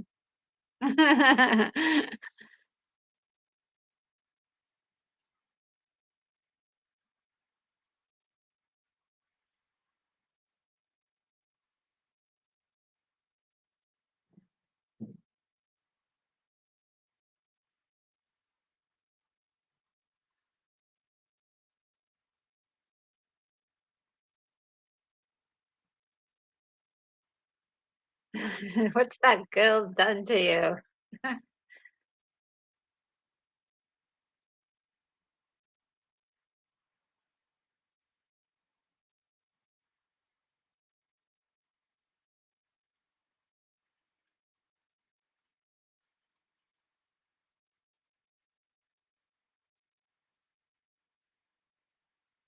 Uh-oh.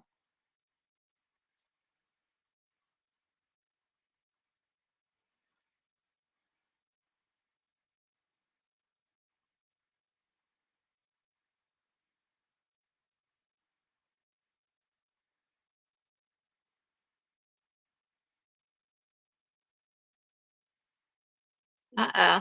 It's on. Oh, okay. Adam is saying that Kim was I'm sorry. Uh Nancy was who was it? Where was it? Nona from Star Trek. She plays a witchy woman in the Weird Trek episode A Private Little Liar. A Private Little War. Sorry. Private Little Liar. That sounds like an interesting title. Private Little War. Okay.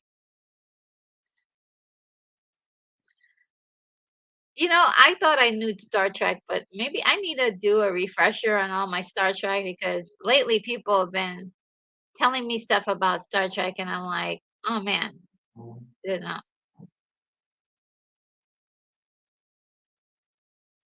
I just love that. He takes the net and just smacks him with it. Smack, smack. Uh-oh.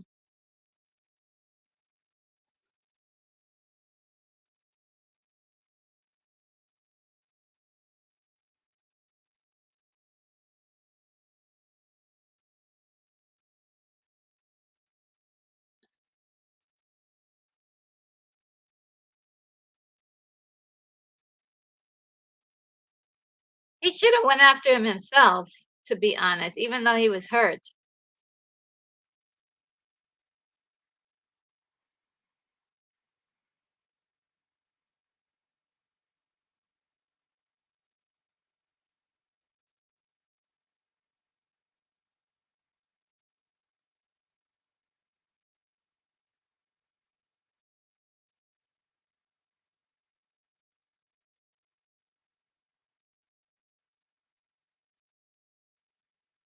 Damn. They did not have a lot of time there for mourning.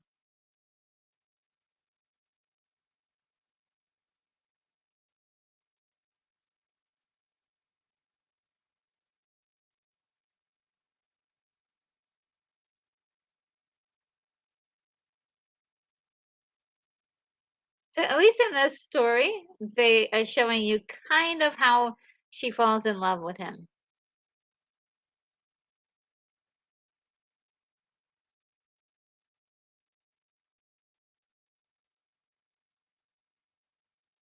He's like, "Yeah, thanks."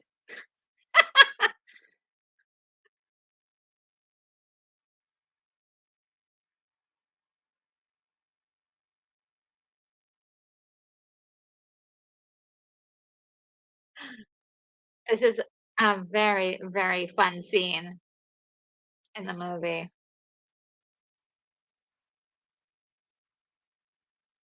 Let's see what you guys have to say. She uses a weird spider root in Star Trek too. Okay. And like I said before, she was in Bewitched. So maybe that's she was like, okay, I'll take all the witchy parts.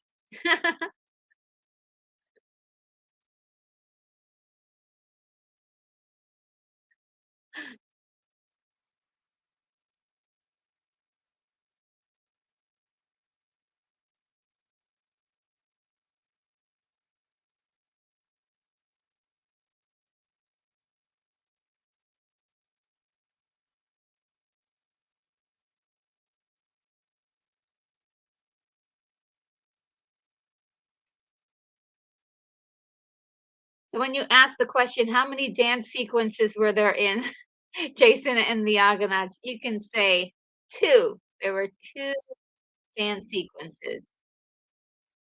There was one in the beginning of the film, and now we get this grand, beautiful uh, dance sequence uh, as they're praying to their strange god.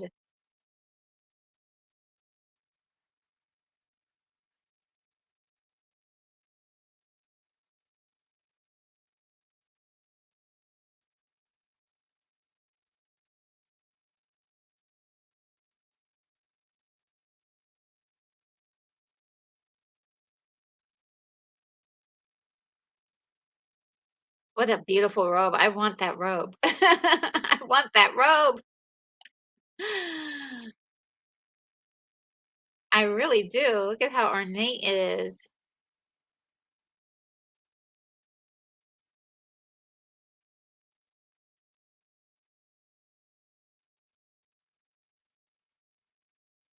King Aietes.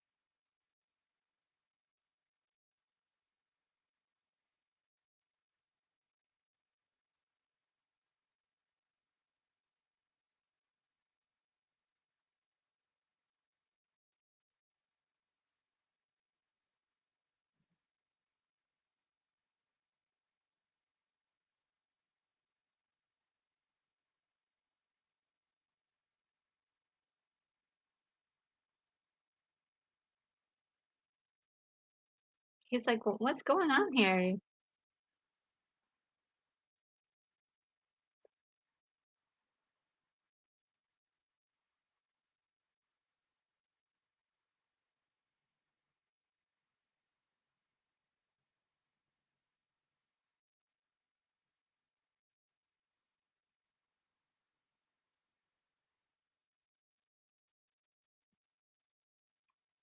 So in this film, like they don't really explain who she is, but in the real story, she's actually um Aeti's daughter, and there is a son also. So she has a brother.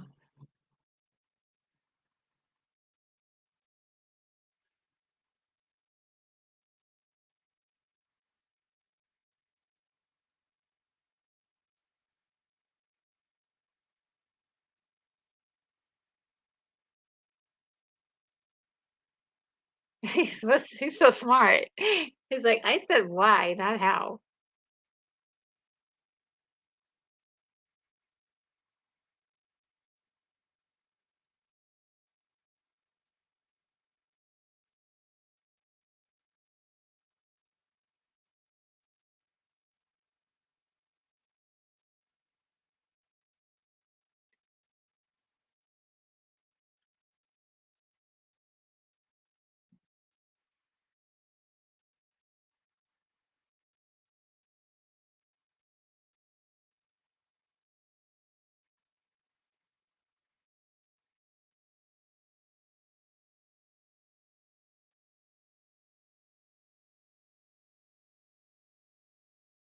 Now you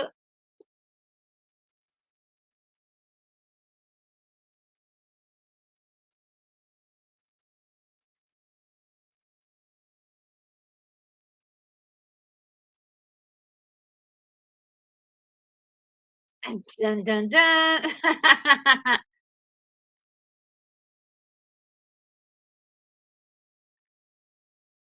I love that look that Jason gave him, like, how could you?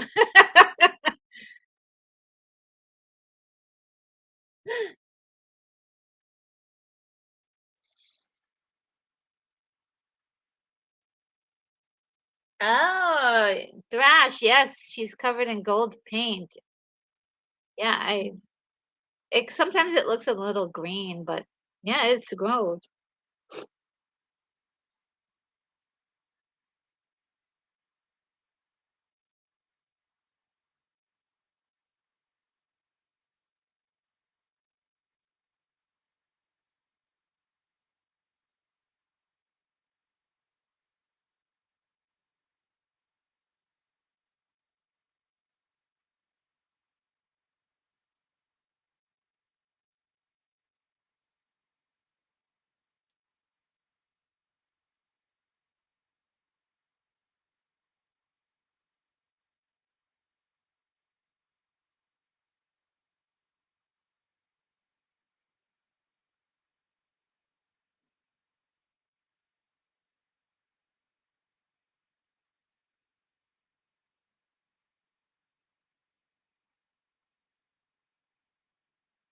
Oh, it looks so nasty in there. They're all sweaty.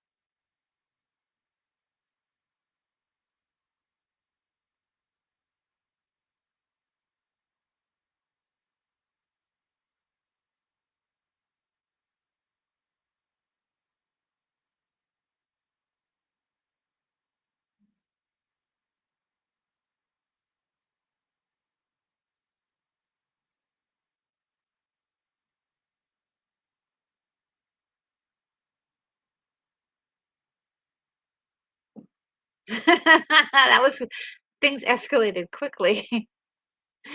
They're in love. Oh, she's in love.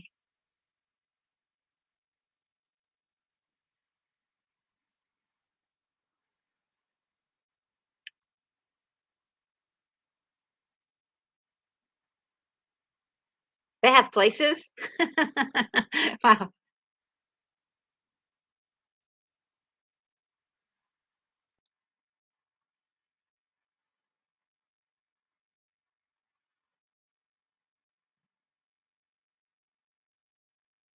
They're like, "Yep, it's on."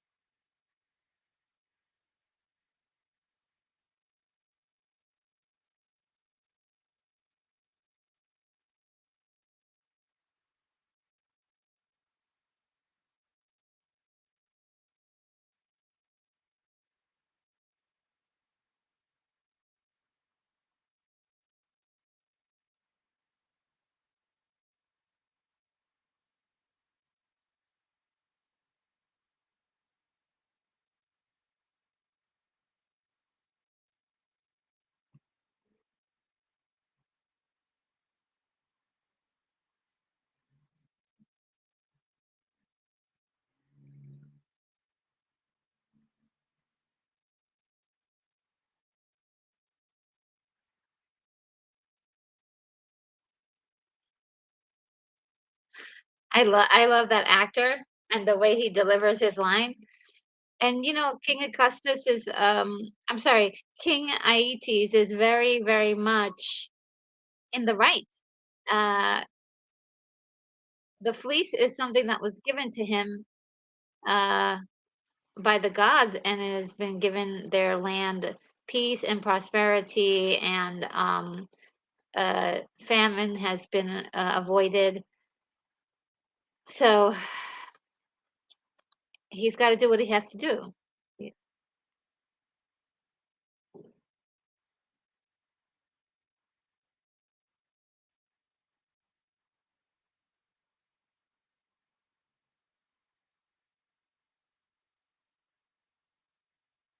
There it is, the golden fleece.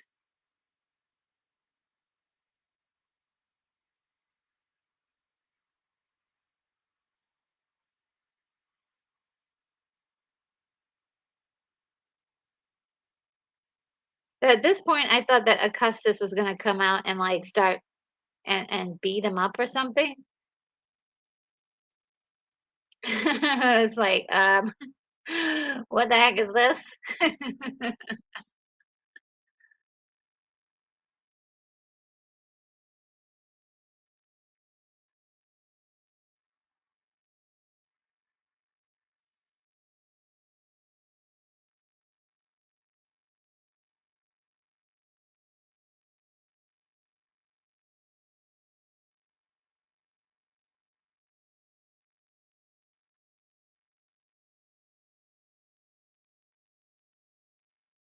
Wow.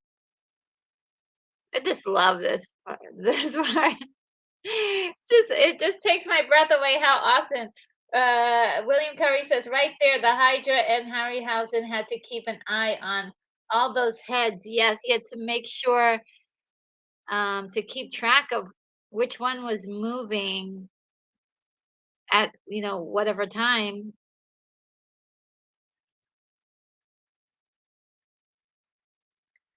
If he had to leave the set, he'd had to remember where he he had last positioned everything. Now we have tools and technology to help with that.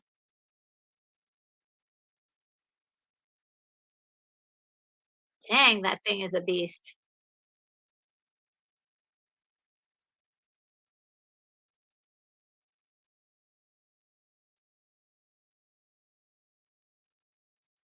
And the Hydra was really um, from Hercules's. Um,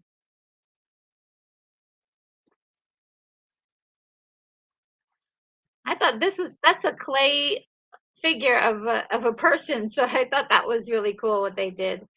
The clay version of him.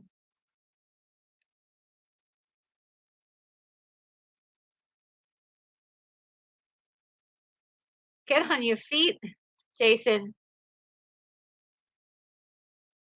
I don't even know how she's brave enough to get closer to that thing.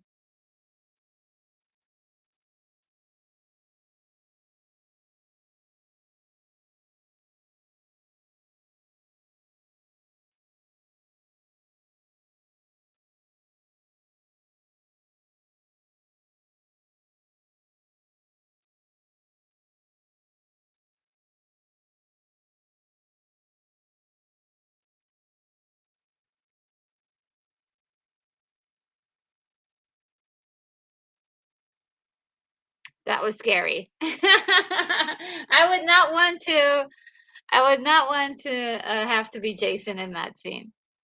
And yeah, and when, Hercules fought him, he actually had help. He had somebody cauterize, because every time you would cut off a head, another one would grow back in its place. Um, and, that's definitely scary.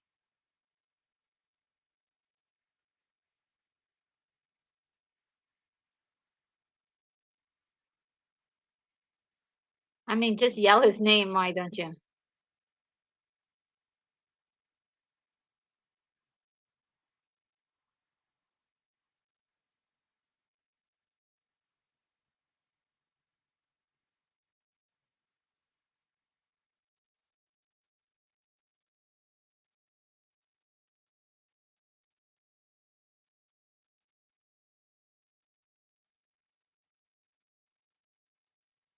Interesting, right? When he touched it, it stopped being gold.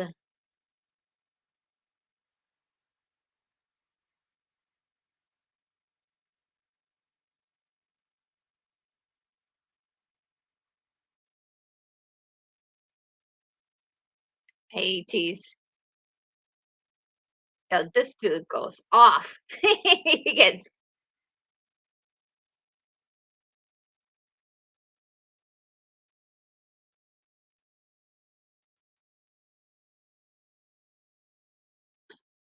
Oh, okay, so one thing that this doesn't tell you is that Aetes is actually, um, the son of the sun god Helios, and his mother was, half Titan.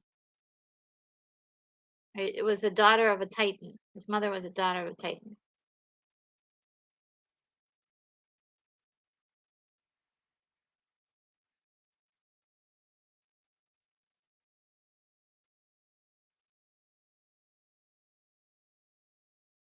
The children of the Hydra's teeth.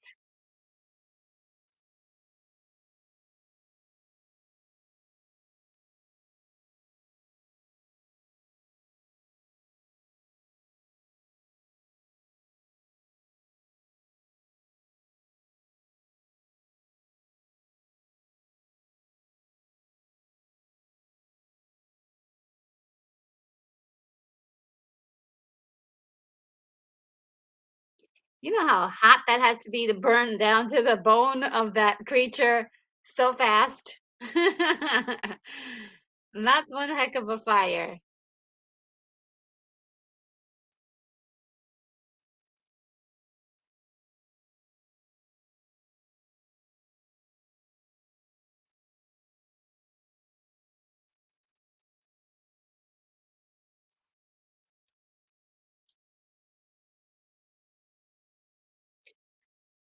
I hope it's not too dark for you guys to see. Let's see if I can find it. Yeah, it looks fine.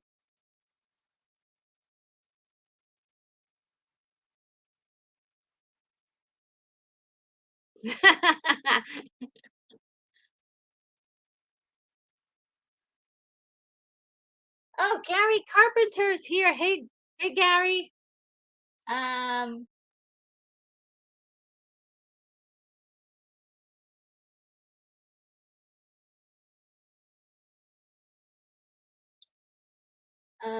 it's okay. Daryl says it took Ray Harryhausen 4 months to produce the skeleton scene, which runs for almost 3 minutes. Yes, and it's I said this in my review. It's like the most exciting 3 minutes. Oh no.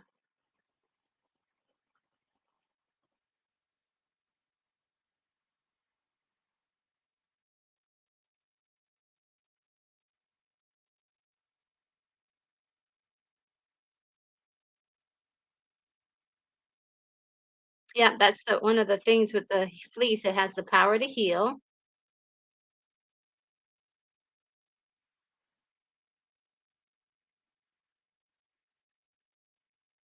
Did you hear that Willem scream? He's like, ah.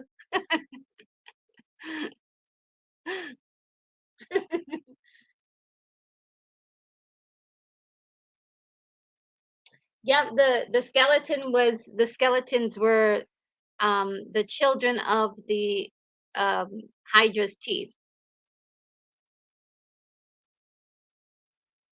And she's even further in love with Jason for saving her life. Jason, you saved me. Uh-oh.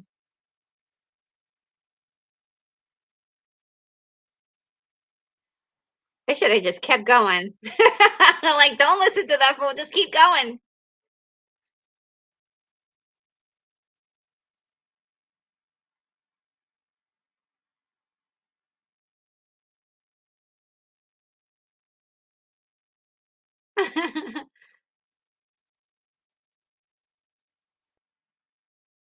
See, they should have kept going.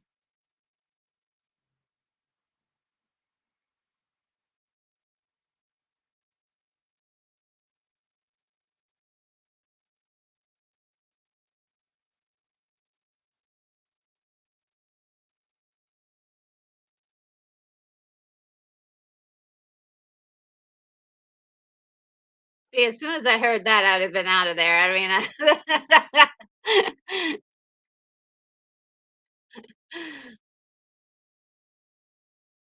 they're like, "What? What's going on?" Jason's face is like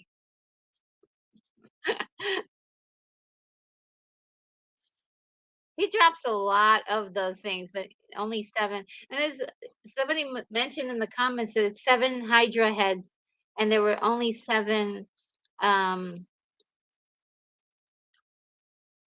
7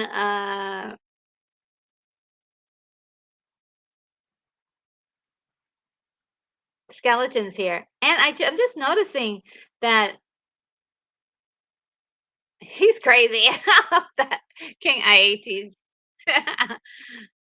um, Jason's shield actually has the Hydra on it, which I thought was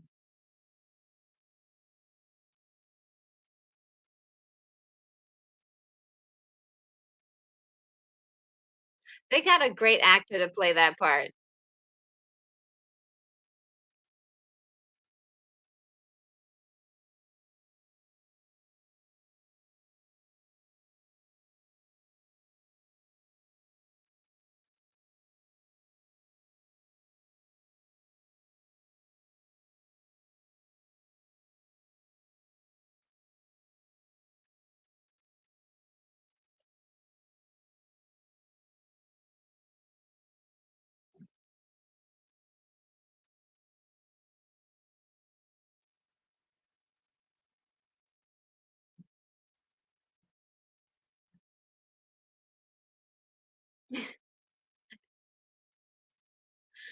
He's so funny. He's like, he didn't just say kill them all. He said kill, kill, kill them all.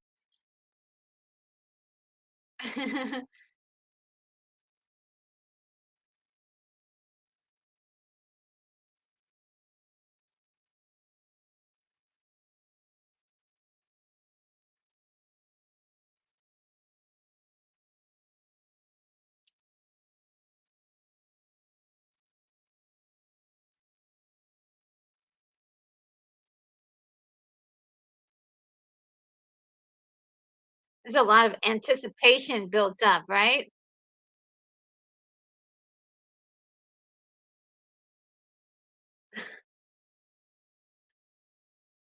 Now I always wondered who did that scream. We're like, who did that scream? Like, ah! that? Like, who did that scream? It could not have come from one of the skeletons, right?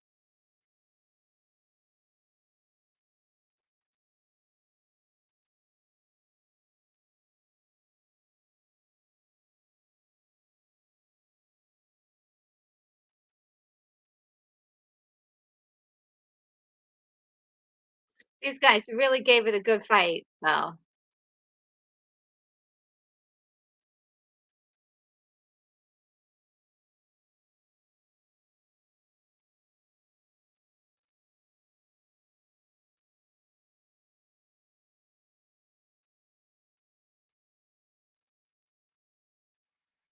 I mean, this dude is moving. He's jumping.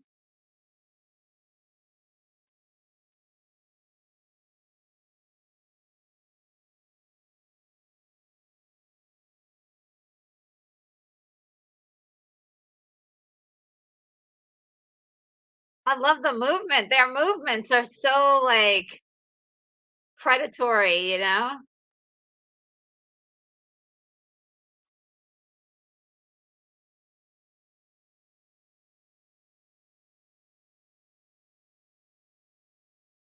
He tried to get the high ground. Oh gosh.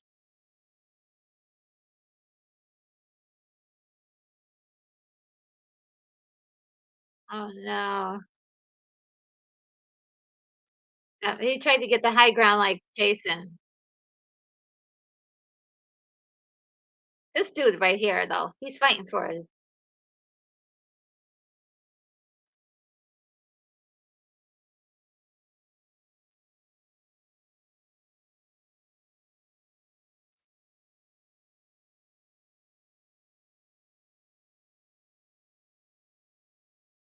All he has is his sword now.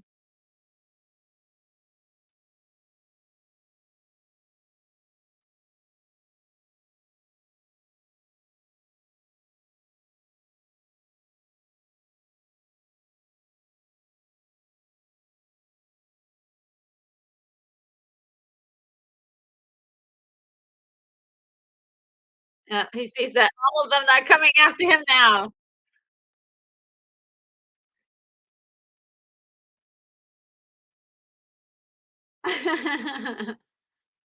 I was really surprised that the water was gonna be the thing that was gonna stop these skeletons. Um, what about you? What did you think? Did you think that the skeletons really should have been still alive in the water?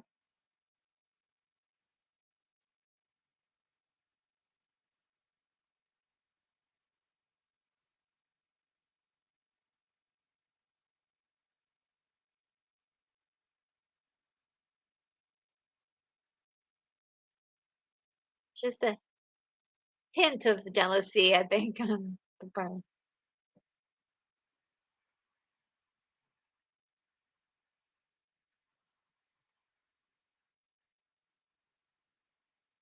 Yeah, there's a lot more to the story of Janet Jason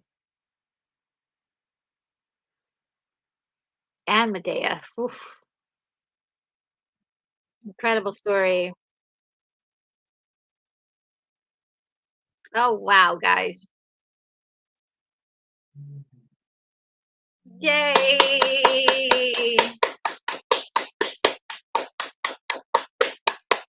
Let's do it again, guys. I love this film so much. So very much. Oh my goodness. Let me see.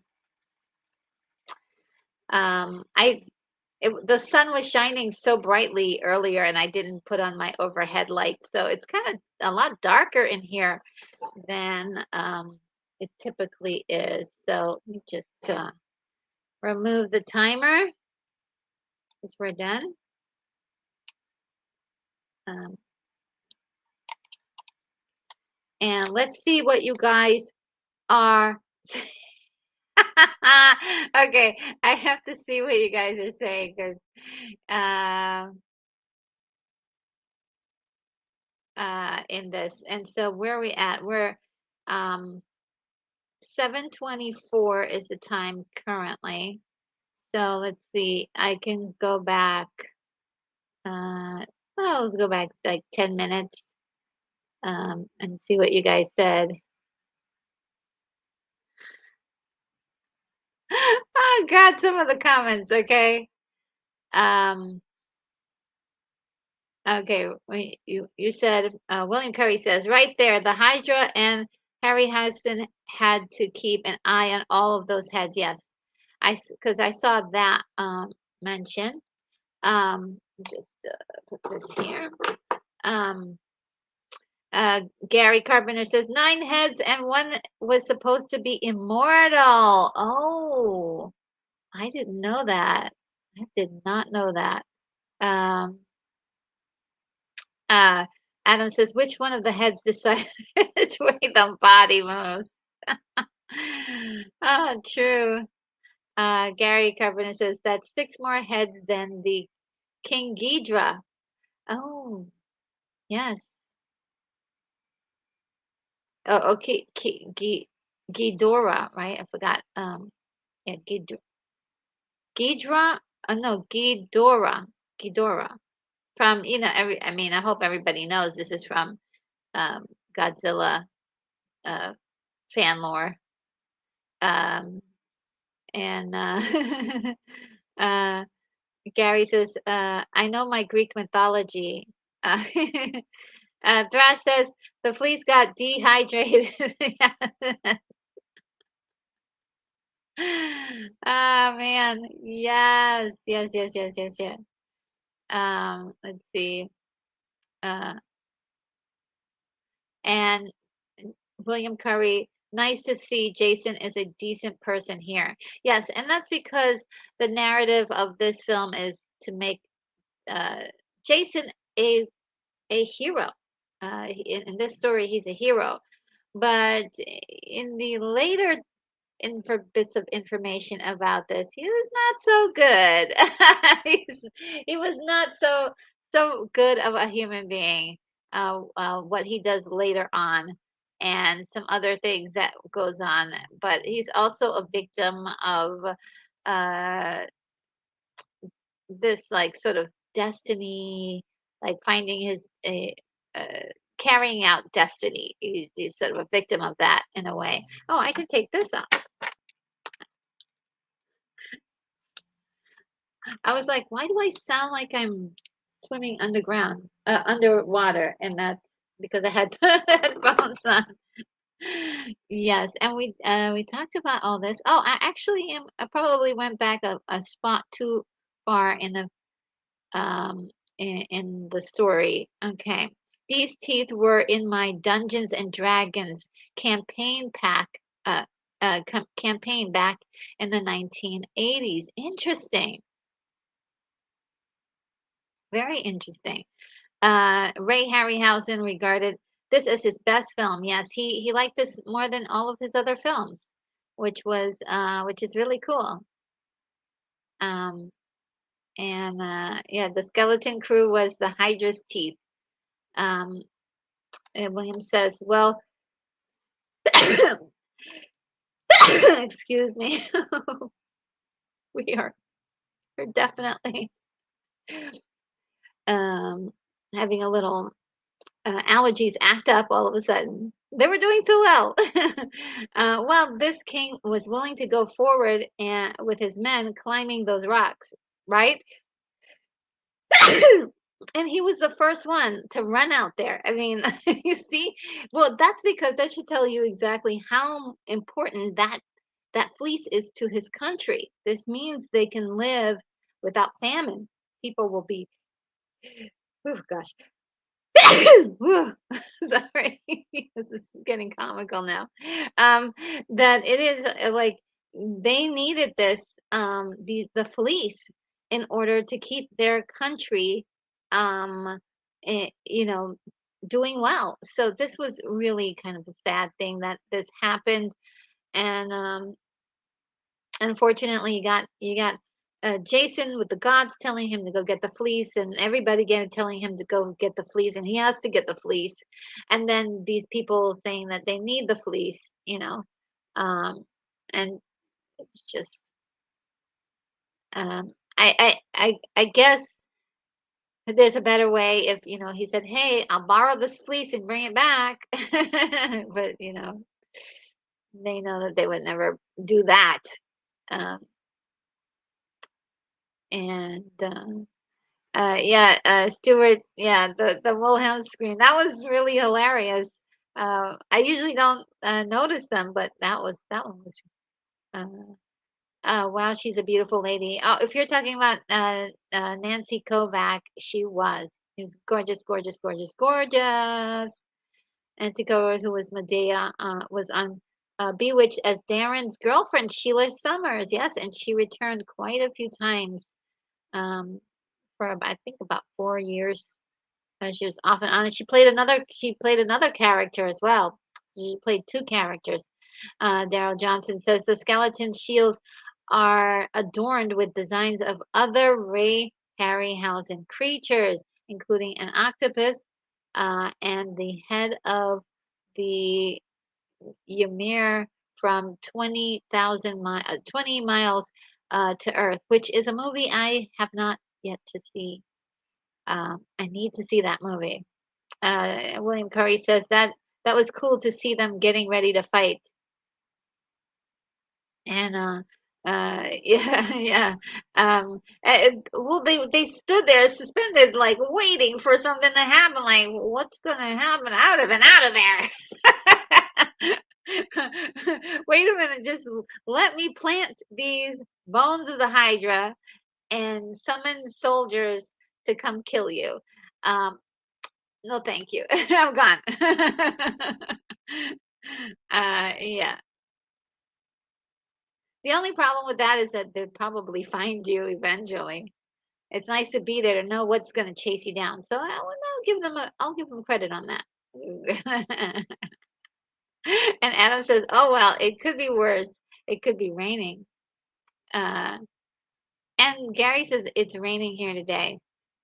Stewart says, "I always wondered if the same skeleton model from a seventh voyage of Sinbad."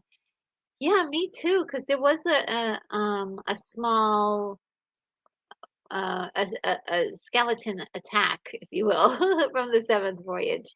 Um, I'm not sure if it was like two or it was just one, but we shall soon find out next week when I do the watch party for seventh voyage of Sinbad. I feel like a little kid again. Yeah, we're gonna see that movie. Adam says it's funny that you can hear them scream when they attack. Yeah, yeah, that's wild. They're how do they speak? Gary Carbonet says I believe it was a bit different than this movie. Um, um, oh, you mean the actual text? Yeah, they made a lot of changes. But if you're talking about um, um, the model for SM meaning Stuart Mitchell, yeah, I think the model was a little different, but and again, we're gonna get to see that next week. It's gonna be awesome. I always wondered if it was the same model. Yes. Um, and Daryl says the production ran out of food at one point during the filming. Was left with only Kellogg's cornflakes and spaghetti. Wow, that's crazy. Stuart said, hopefully they didn't mix them together. Yes, that would be gross. And Gary Carpenter says, remember the fight ended when they jumped off the cliff. Yeah, I mean, it just ended. And I'm like, well, why didn't the skeleton guys come after them? They, sort of like how they did in um, the first Pirates of the Caribbean movie where you have all the skeletons walking underwater. I was like, hey, what? But I suppose, there's two ways of looking at this. One is that once they hit the water, the magic, uh, went away. They were technically off the island. so the magic doesn't work once you're off the island. Or someone else mentioned they can't swim, or water separates their limbs, and so when you get into the water, it's going to separate the bones from, you know, it's going to separate those bones. It sounds gross, right? It's going to separate them, and so there's nothing to hold on to. They, and then they don't have the magic. So it's a long process. That Crash is saying, RNG, this was so much fun. Thank you. Thanks so much for being here. And this is really fun for me too, because later on I can, maybe when I'm 80 or something like that, I can look back on some of these and say, hey, I want to watch a movie. Hey, I can watch a movie with myself. Is that wild?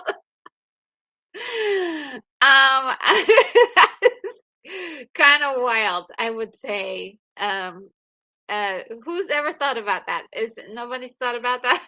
Just me. And Daryl Johnson says, yeah, they can't swim. Um, uh, and Stewart says there's no other way to defeat the undead. Yeah, they really are like uh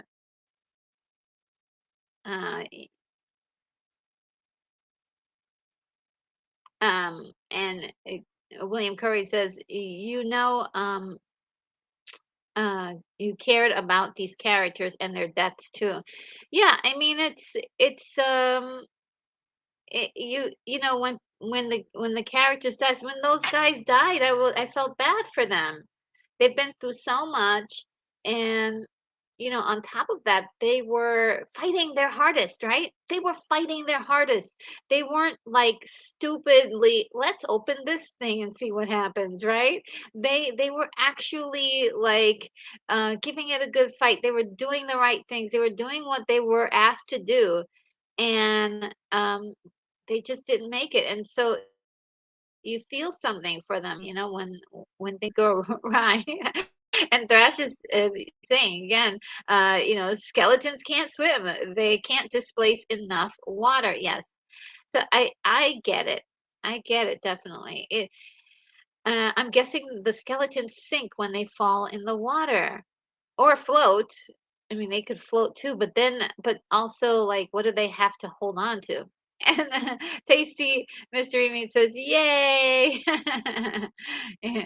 Yes, I mean, I just love this movie so much. It sure seems like they were planning a sequel, but they didn't do it. Yeah, because um, if they did plan a sequel, you could plan a sequel in this particular movie. The only problem I would say is that it would veer away from the actual like text. You'd have to completely like ignore any of the actual um mythology, that Apollonius wrote, and it really kind of you would be doing something on your very own. That's all I have to say. It would be on your own. This is on you now. But they could have done something. I mean, I could imagine like 20 or 30 different kinds of voyages of Jason. And by the way, there were lots of things they didn't add in to this story. Like he meets a group of Amazons, and there's a whole thing. They start a whole new tribe with Amazons.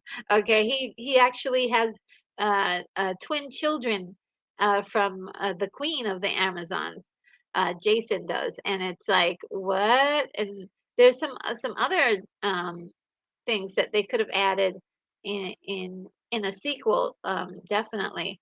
And also, I wanted to personally, I mean, we all know, like, and I've talked about this in my review, the movie ends all of a sudden like they defeat the he doesn't defeat the, he finishes fighting the skeletons, and then he jumps in the water, and then they kiss, and then that's it.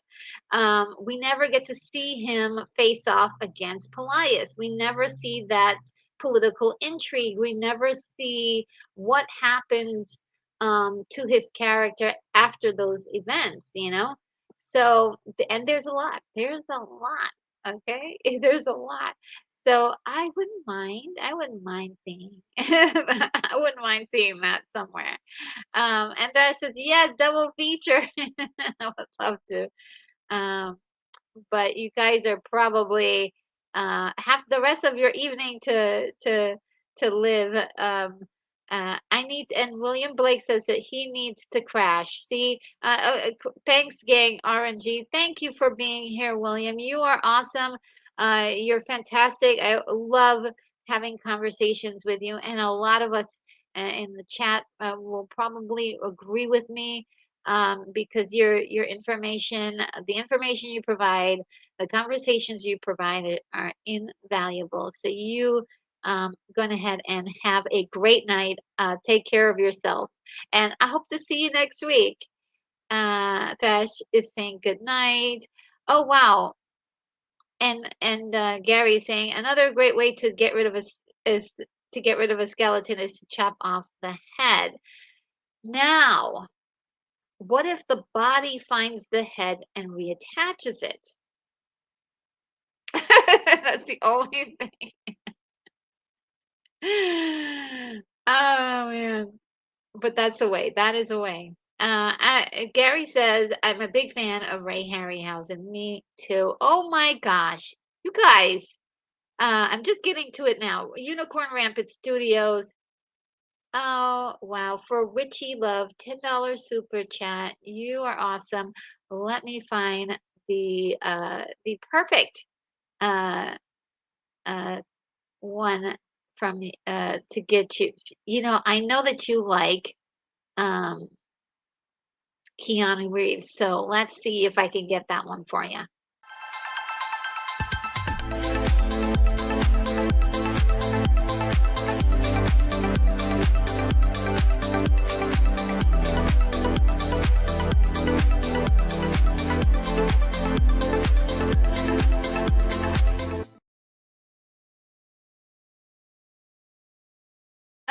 We've got a message from Classic Comics, fan of the channel. Really enjoy what you're doing. Thank you so much.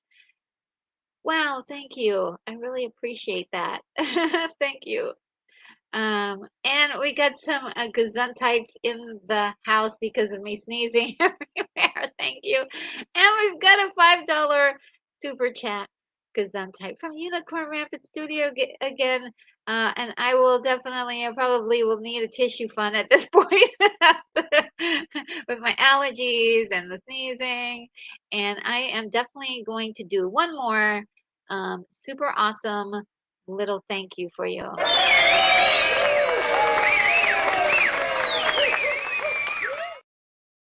Another kiss from the wonderful Keanu Reeves. All right, the fleece is magical and it heals people. Yes, it heals people, and it whatever country or place you have it is going to bring you lots and lots of like fruits and it'll keep everyone fed. It'll keep all of your people happy. So yeah. Uh, Gord is here. Um, and he says, "Hi, RNG. Just saw Jason at the drive-in in the '60s. Oh, I saw Jason at the drive-in in the '60s. I think I was 8 or 9 years old. Oh, cool. I've watched it many times since. The skeleton scared the crap out of me. They did to me too, but it also like excited me too. I was like, oh, what the heck is this? And yeah, we have, and William Curry says, thanks for a great chat and movie. Gonna take my meds and hit the hay all night all. Thank you for being here, William Curry. It was great to see you tonight, and you have a good one. Uh, and let's see. And Gary, I'm also on my other phone with Walks and Wall Street. And Dermain is here. Just showing some love. Hello, Jermaine. Thank you for stopping by. We are wrapping things up really soon. Unicorn said it was good times. And issues with no tissues. Yes, and good night, Thrash. It was so good having you here. And so I am gonna pack this up. I know that I'm gonna probably do something special for the merch, to kind of show you guys what that is. But let's see if I can do. Yeah, I'm gonna do that in another stream. The next time I do maybe the uh action stars of yesteryear. In the beginning of that, I will do a kind of a rundown of the merch that I have. But if anyone is interested in merch, there is a link for it in the description, and go ahead and visit and see if there's anything there that piques your fancy. And if you have any suggestions, let me know, because I will try to do what I can. I'm not really that great at it, but I could try. All right, so guys, I am closing things out, and this is your chance to leave any last comments, any last suggestions, say goodbye to your friends in the chat, and it'll give me an opportunity to say goodbye to you guys too as well. And I hope to see you next week. I'm not sure exactly what I'm doing, at least one show, and definitely it will be the Seventh Voyage of Sinbad, one of my favorite movies, and I hope to at least see you on Saturday. And if there is another one, I will definitely bring it up to um, I will definitely post that so you can see it. And once again, have a great night, guys. Thank you for spending the weekend with me. And I will, without wait a minute. I say this every time and now I forget. Without further ado, there we go. Without further ado, I bid you adieu, and I'll see you in the next video, guys.